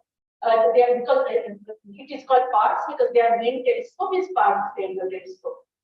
Then 2008, North American Gravitational Wave Observatory started with first two telescopes, the Green Band Radio Telescope and Arecibo Radio Telescope. Unfortunately, Arecibo collapsed a few years back, but they got one very good Canadian telescope child. So Canada is still in North America, right? It is not US collaboration, it is North American collaboration. And there is very large array in southern US. Then there is in 2019 started European collaboration. So they have a few telescopes like Global Telescope in UK, Effelsberg in Germany, Sardinia Radio Telescope in Italy, and Sardinia, Ireland, Nanke Telescope in France, and Oysterhout in Netherlands. And then in 2015, we first started the Indian experiment. First, we started with T radio telescope, and then we realized it was not that great to have such precise result. We shifted to GMRT, which I will show you. And we were lucky that then GMRT was improved. There was upgradation, which actually helped us. And now there are two, and we all together we call it International Pulsar Timing Array, because we are trying to combine our data. There are two, and one thing I don't want to forget is, although we call Indian Pulsar Timing Array because we are using Indian instrument, but Japan is also a member of our IPTA. So it's actually Indo-Japanese collaboration. And there are two associate members of IPTA, international collaboration, one in Japan, one in China, Chinese Pulsar Timing Array. They have a very big telescope, past 500-meter diameter. And then there is a South African main-cut radio telescope. They call themselves meantime. So probably they will join soon. A little bit about GMRT. The GMRT is not only one telescope, and there is a confusion between the words of array, because when we call pulsar timing array, we mean array, a number of pulsars. But again, our GMRT is also an array of telescope. So that's why Professor Bekenstein idealized GMRT. He realized that instead of having a very big telescope, it is easier to make a few smaller telescopes, and that can be used for other purposes, also imaging and other. So there are 30 antennas, each of 45-meter diameter, located little north of Pune, and it is very good because as you have see, in each telescope has some limitation. See, I told you radio frequency range is long. So if you have a single telescope, you can observe pulsars in some particular frequency. There will be a finite bandwidth, but here you have 30 telescope. You can observe the same pulsar at the same time. 15 antenna in one frequency, another 15 antenna in another frequency, and that simultaneous multi-band observation helps us to understand the effect of interstellar medium. That is what uniqueness of GMRT, which makes that, and that this I already mentioned. And because of this uniqueness and this extremely high sensitivity of the GMRT, I explained you why your residuals get better if you have many more data points, your longer duration of experiment. But GMRT is so sensitivity that even though we started so late, 2015, whether the Australians are doing from 2004, Americans are doing from 2008, our data is as good as theirs. So I will show you. So here is our data published in 2022. Lead author Pratik Tarapdar is a postdoc here. So you see, this I should have increased. So you see that these are residuals. this is in the order of microsecond. I said that millisecond residual are not good. So this pulsar we have here plus 50 to minus 50 residual, and this was in 2019 IPTA. Before we joined, it was combined data of American, European, and Australian. You can see the same pulsar, the same pulsar. This one. Our first pulsar was their first pulsar. That time we had only 10 order terms. Our was plus 5 to minus 5, plus 50 to minus 50 microsecond residual. There was plus 5 to minus 5. And now we are at part. And our data have been added with Europeans and the search for gravitational wave with our joint data. And few boring details like it is a multi-institutional effort. There are 6 people from here, IMSC. There are people from TIFR Mumbai, NCRA, Raman Research Institute, IIT Hyderabad, and UT, BITS Pilani Hyderabad campus, ISA Bhopal, and Japan Institute. There are members at every level of research careers and very enthusiastic students and postdocs. And we have our social media pages. If you want to keep up with our result, you can follow us. And here you can see some of us here. And what is the future of us? So presently, it does not mean we have stopped working. Although after 29th June, all this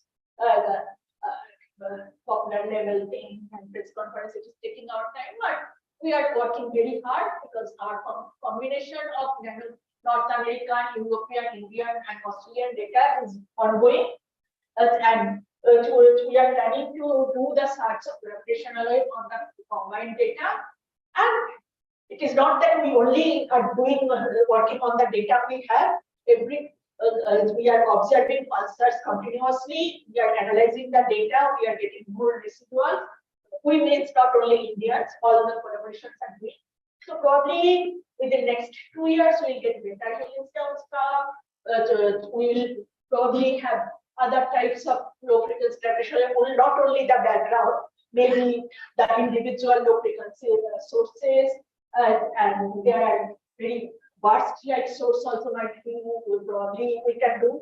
And if we can give a better instant down scar, then theoreticians like Sriramkumar, it will be better for them because they can tell us more about the astrophysical and cosmological interpretation.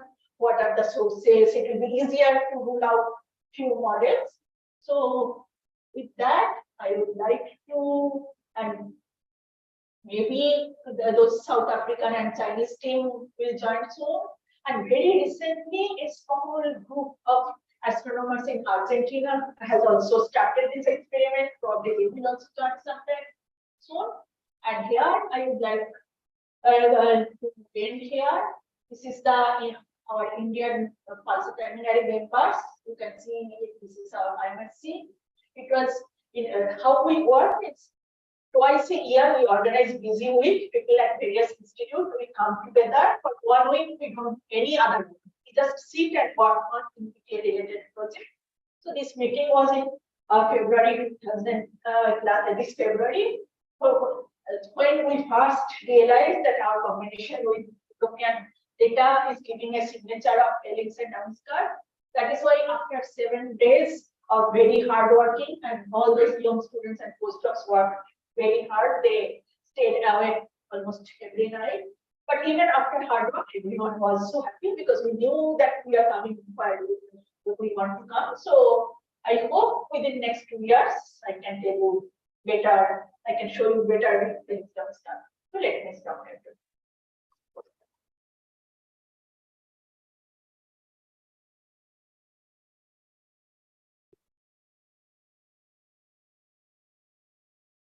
So probably you can go to the stage. So both of you sit there. You can take the questions, right?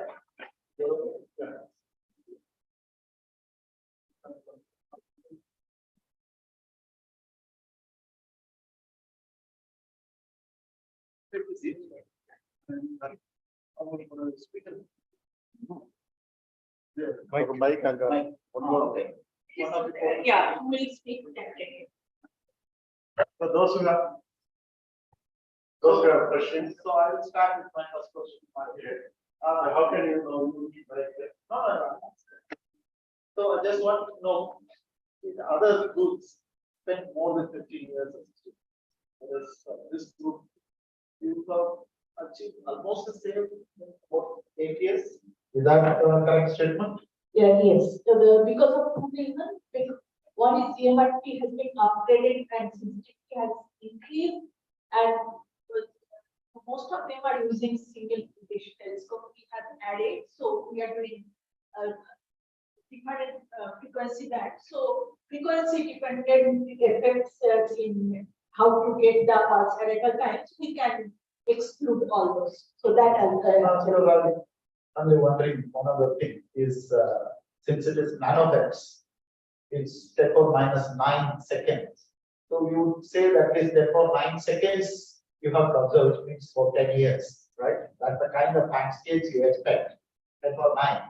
So you seem to have done, say, 7 to 8 years. That's what. yeah, but Back of the envelope calculation. yeah, but that is why it's our histograms and large error, but we are not. Okay. Exactly. And one more small question. Okay. This whole thing is a confidence level of only 3.5. Sigma, 3.5 sigma. Yeah, yes. Now, is that sufficient to make strong claims? We are not making strong claims, so we never said we discovered gravitational wave. All our official papers say we see hint of gravitational wave. Okay, thank you.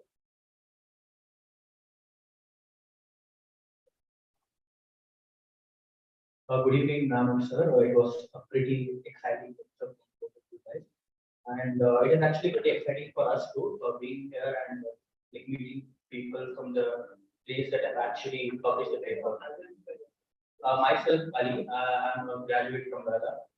So I have one question for you, ma'am, and two questions for sir. So my first question is, we all know that space is also expanding. As we take the Hubble constant and it gives us different results like methods. So when we are talking about this PTA, are we also taking into account the expansion of the universe in our model and parameters? And if that is the case, is there any possibility that there's a new method of finding out this Hubble constant? So far, we don't need to take account this because this it reveals that they are in different types. But is there any possibility of using this gravitational waves itself? Like that's there's just a hint of it, but still, is there any possibility of deciding a new method to calculate the Hubble constant? That actually, like people tried. For us, it is not now critical because it is a stochastic background, right? We don't know from which direction it is coming. When you know the direction, you can measure it or like things like that. You can measure your Hubble constant. So, like people gave some measurement of Hubble constant, and it actually does not agree with many of other. Still, there are lots of things. Thank you very much. Two questions for sir. So first one is that you talked about LISA space interferometer, and I want to know like how is it different from one that is on terrain, and how will it help in different frequency of gravitational wave? That's the first one. The second one is that you talked about quadruple system. I wasn't able to get that. How like can you please explain more about that quadruple system? So if you have a non-trivial quadrupole, I presume you know how to define a quadrupole. Four objects at different, you know, a dipole, right? A simple action, you have four masses at different distances, it will have a non-trivial quadrupole. And if you need a non-trivial quadrupole to generate gravitational waves. For instance, if you have a star which is just oscillating radially, it will not generate gravitational waves. Such quadrupoles are easily generated when you have compact binaries moving around each other. Yes, so the one more thing was the space interferometer. So that depends on the baseline. And LISA has a very large baseline, millions of kilometers, and therefore it is sensitive to gravitational waves of different fields. Thank you.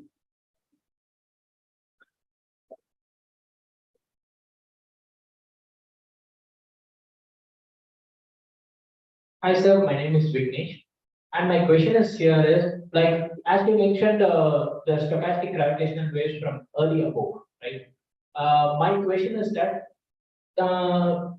is there any changes in the gravitational waves when it passes through dense matter, like any large scale bodies like galaxy structures or superclusters? Is there any significant change in the frequency of the gravitational waves?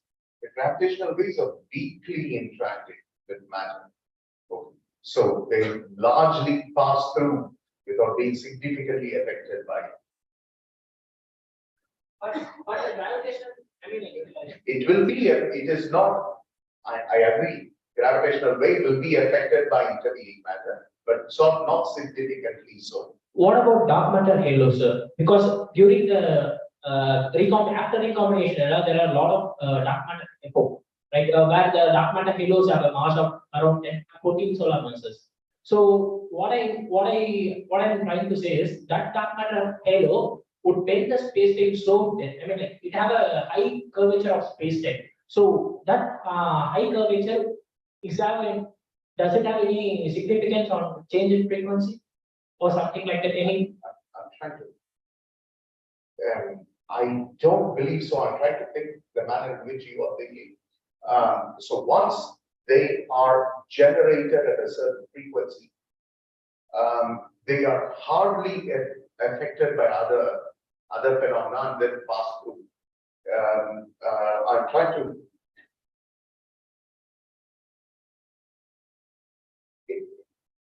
I'm not able to immediately answer you. Over a wide range of frequencies, they will remain unaffected by the local masses. Okay, whether there is something called gravitational lensing of gravitational waves. Exactly, that was my question. So often, there will be mild lensing of gravitational waves. Okay, let me say the following. There is something else which is well understood, the electromagnetic waves. There is something called the cosmic microwave background. That also largely passes untouched by intervening galaxies and comes to us. And they are lensed in the manner you're talking about. There is a lensing of the CMB. And we have reached such precision of CMB measurements that you need to account for lensing of the CMB, okay, in order to understand arrive at constraints or cosmological parameters, etc. We haven't reached that stage with gravitational waves. We are still trying to measure the stochastic gravitational wave background. Now you're asking questions like if there is a background source, cosmological source, and it's traveling towards us, there will be intervening galaxies where gravitational potentials will lens, etc. Yes, I believe they will be weak, but I guess 50 years down the road or something like that, when we have seen the stochastic wave background and we can, have what is known as the angular power spectrum of CM in some sense. Okay, you will need to account for them. But I think we are still at a stage where we want to see the primary signals, and then we need to account for minor effects.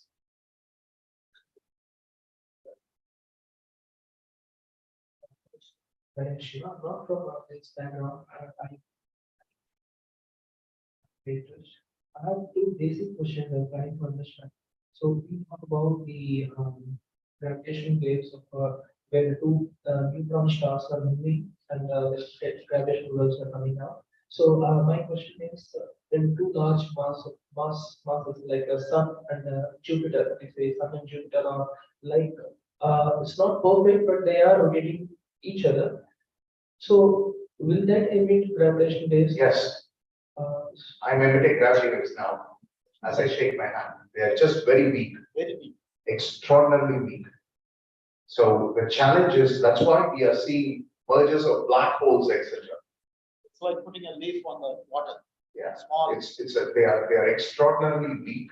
So you need very strong sources of gravitational waves. And I was talking about the ETA.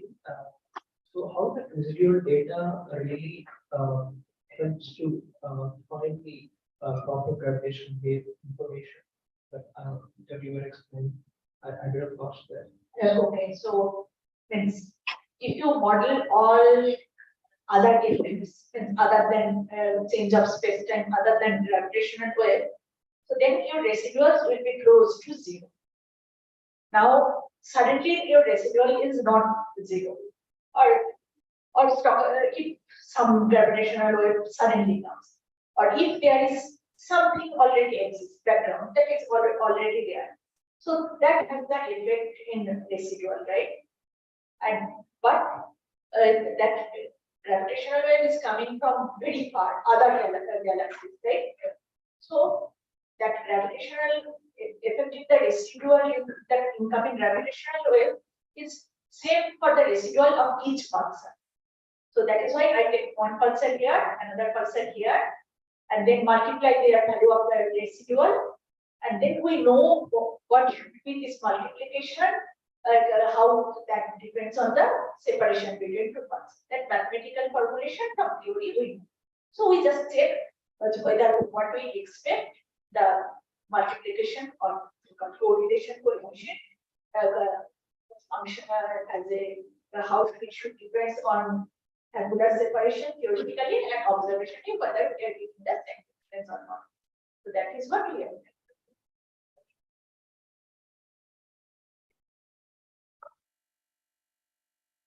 Hi, my name is Gautam.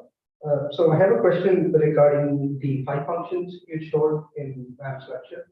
So the variables alpha and gamma which come out there, so are they variables that you are setting prior to and then training on the data points, or do they arise from some other theoretical background, let's say if you're generating that explanation?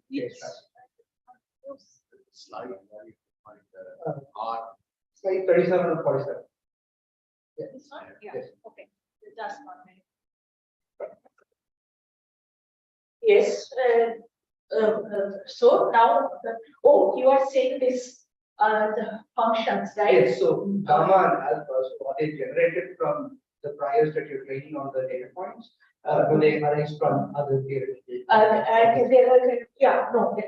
They are theoretical. So one thing is that I did not mention this part.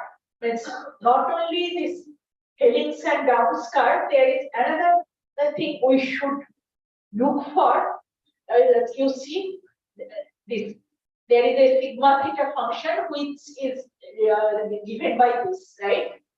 And so this function has the theta dependency. But there is another term which we call noise, which depends on frequency in this form. This is the functional form. And that can be due to two reasons. One is one can be due to gravitational wave, and another can be intrinsic noise. Means there is no star quakes, but stars little bit vibrate. There is strong magnetic field, so that we call red noise. It's unknown noise. So that from theory we know this function phi that will have this form. We call CURN, which actually means common uncorrelated red noise, and this phi HD means phi helix and downs. It's if there was no red noise, all pulses were pretty stable, there was no vibration, nothing else, then this sigma should be only related by this, and that is again came from theory. So your answer to your question is both yes and no. This phi common red noise that will produce simulation, and this phi HD is purely from theory. So just have a follow-up question. So in terms of phi HD, so the parameters that are generated from some theoretical model, right? What models do you think show a lot of promise within this background? Yeah, no, those do not depend on the actual source. It is the property of stochastic gravitational wave. When you have a say, if we have a number of merging supermassive black hole that can give the same parameters, same A and same gamma, or gamma is related to alpha. But another model also can give you the same gamma and alpha. It is just the property of the common stochastic background in that frequency range. Yeah, I just asked because I've done some work in first order phase transitions. So alpha is similar to that. Yeah, no, here it does not depend on Get the right slope. So Gamma. we were trying, when we did it, the only possible curve we had was LISA from C to 1. So now the TTAs have come up with something much closer. We have to make it. And how do you ensure it happens at the right frequency? So right now I'm working with the phase transition in the symmetric model. So we are looking at what happens for area and symmetric parameters. But there are some papers which look at the triplet model, and when we first started phase transition, what happens to the right switch. And then it comes from LR, this kind of. What's your name? My name is Gautam. Gautam. Where are you from? I'm. No, where are you studying? While you are studying. Oh, I did my master's at VIT. Yeah, I did my undergrad at Davis. Institute of Technology. What are you doing now? I'm a consultant at Deloitte. Okay. Okay, go ahead. Next. So this is VIP Chennai or where? Sanjeev does. Sanjeev.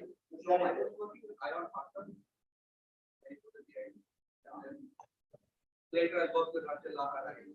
Oh, When I was in Davis, I was working hard. you're making money. I made the money.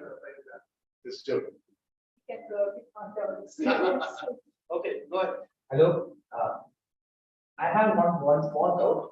Can we reproduce the same? Okay, I am G.V. Krishna from Gravitational India Collaborative. So can we reproduce the same output using optical or IR observations, timing analysis, like we did with radio? Okay, so let me show you. So the answer is no, but why no? So first, only few pulsars we can see in optical or other frequencies. So here actually we call them magnificent 7. There are few pulsars. You can see the name of the pulsars and their signal in different wavelength. So see, only Grav is a pulsar which has emit signal in radio, optical, X-ray, gamma ray. But for other pulsars, you don't see pulses always. And this is just, again, this height of the pulses are not up to the scale. So in radio, in optical and X-ray, they are very, so this is one pulse, right? So next pulse would be in different shape. So when I say that we measure residual, it's when the pulse is arriving. So when you have a broad pulse, so to measure the time, it depends whether you are taking the beginning of the pulse, peak of the pulse, or end of the pulse. In radio domain, shape of the pulse is very stable. In other frequency, other wavelength, this shape is not very stable. So that is why your measurement of when the pulse is coming, that will not be accurate enough. Thank you. Hello, this is Dinakar from Allahabad. And I want to ask bunch of questions, which I wrote here. What actually makes theory of elasticity, which is closely analogous to the ordinary pre-relativistic theory? You repeat that question, please. What actually makes the theory of elasticity, which is closely analogous to the ordinary pre-relativistic theory? Theory of elasticity describes a medium, dynamics of medium. Okay, what I mean is theory of elasticity, it is a standard model for which are material characteristics which we study, and how it influence, how the analogous of this study, which is related in general relativity or other relative systems. I am not able to see theory of elasticity describes the theory of the medium. Yes. But general relativity tries to describe gravitation, how gravity manifests itself. I am not able to, maybe I'm not able to understand your point. But these are distinct objects, right? Yeah. But some of the in some sense, it's like asking, can I compare theory of electromagnetism with theory of gravity? These are describing different systems, so to say. Yeah. Because why do you want to compare that? it follows Burton's theorem. Burton's theorem of closed orbits in general relativity. No, that's only in classical gravity, right? Yeah. But I mean, Newtonian gravity, to be precise, I should have been careful. But what is theory of elasticity? Where does theory of elasticity come in? Sir, I'll explain what he's trying to ask. Sure. In theory of elasticity, he said we have elastic waves. So he's asking whether space-time elasticity can be explained, can be used to explain about gravitational waves. I don't know how to describe what is space-time elasticity.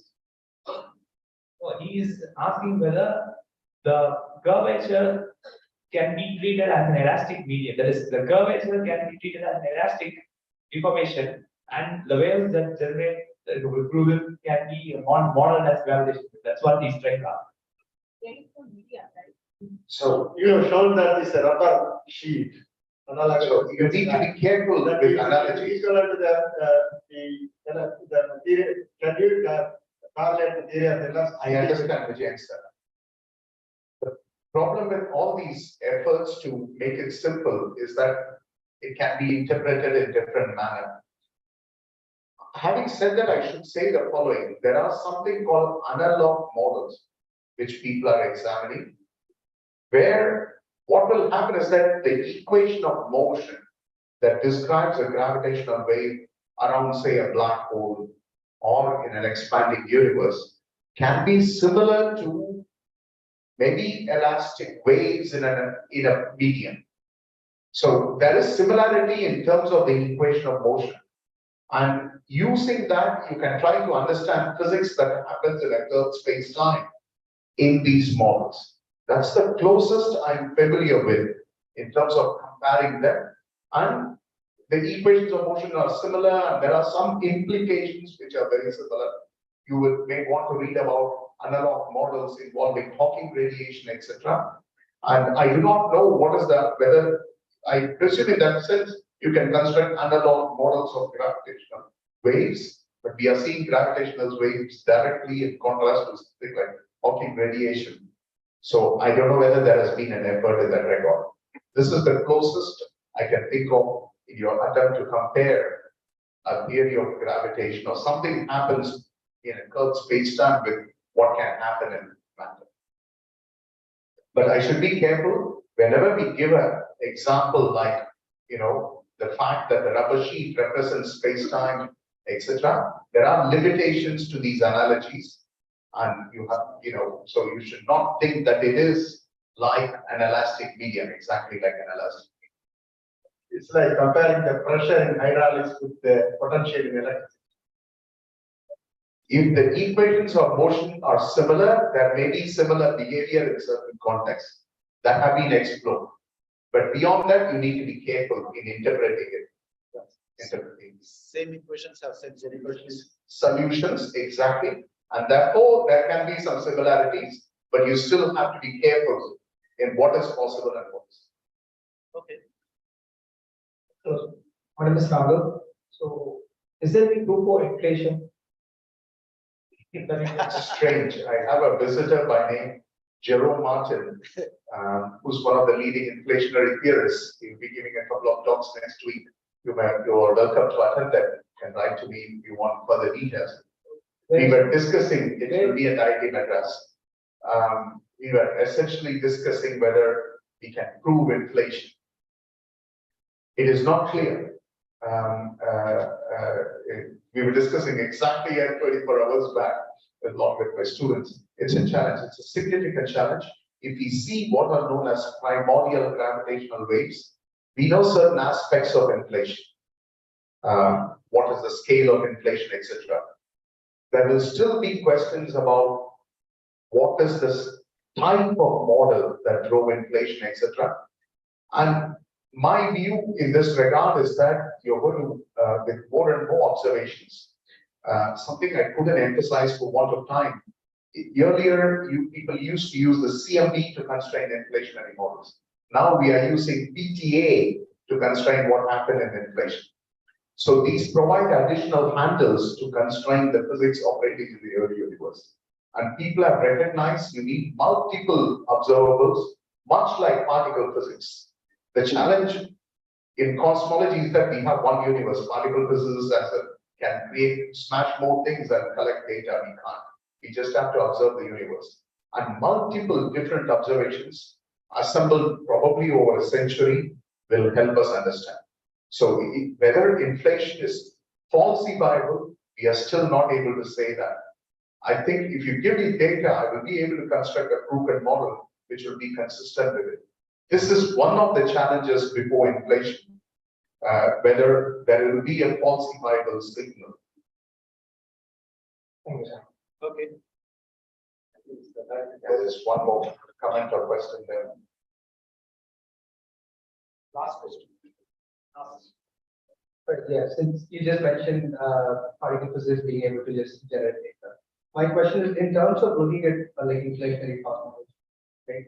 How people have explored the idea of graviton-induced gravitation waves, because when we start with Sorry, can I repeat that? What do you mean graviton-induced gravitation? like we think about particle wave duality, but we think about particle wave duality. So is that not something? It's not a concept that will be explored by our I don't understand. Classically, it is gravity. It is wave. When I quantize, it becomes a graviton. But when we measure gravitation waves, when we start with the linear Einstein equation, we're throwing away curve space at the start. Gravity waves are described as linear perturbations. I can study higher order perturbations if I need. Okay, so would that be some possible avenue explored? It is being explored as we speak.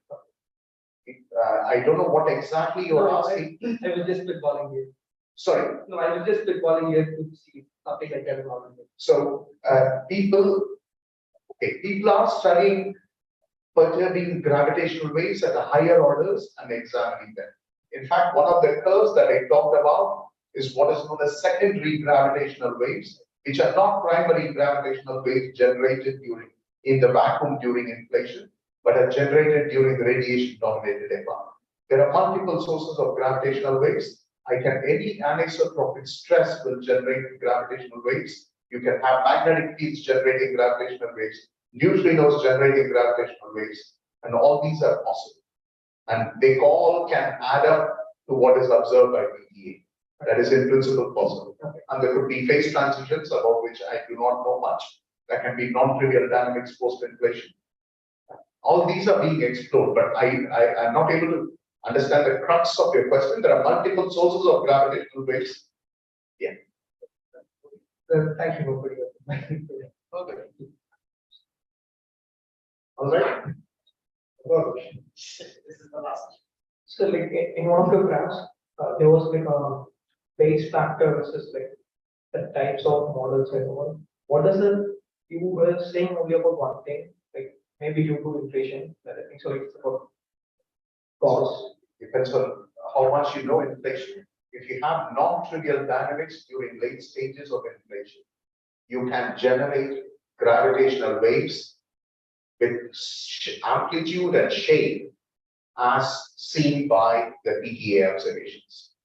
That's what I was saying. So there was like two laws, like you explain just one thing, and without like say what it was.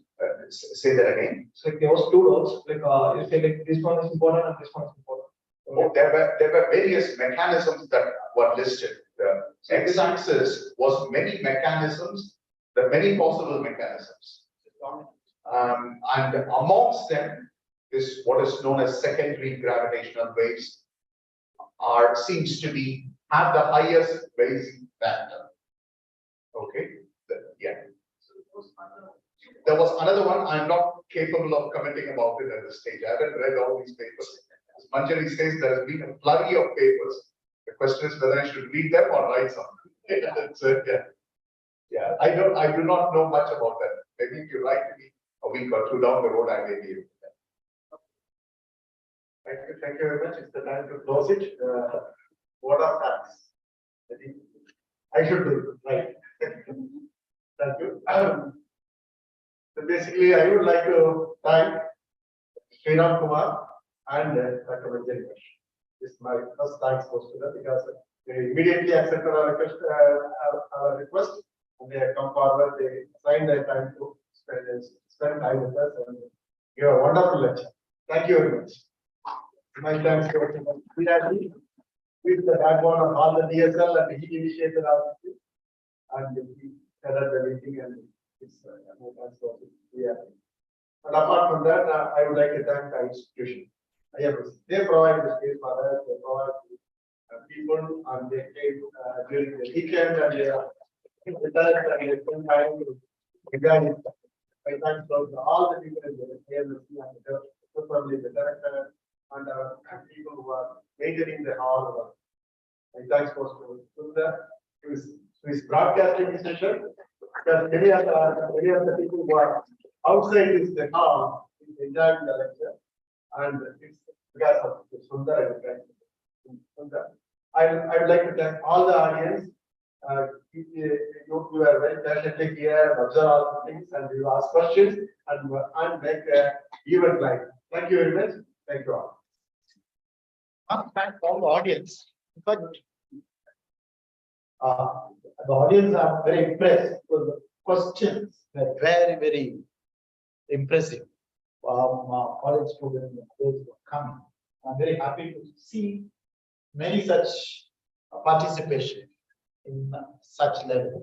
That's what we'll take forward. And there will be some tea and coffee outside. Please join us. Thank you. We have tea and coffee outside. Please.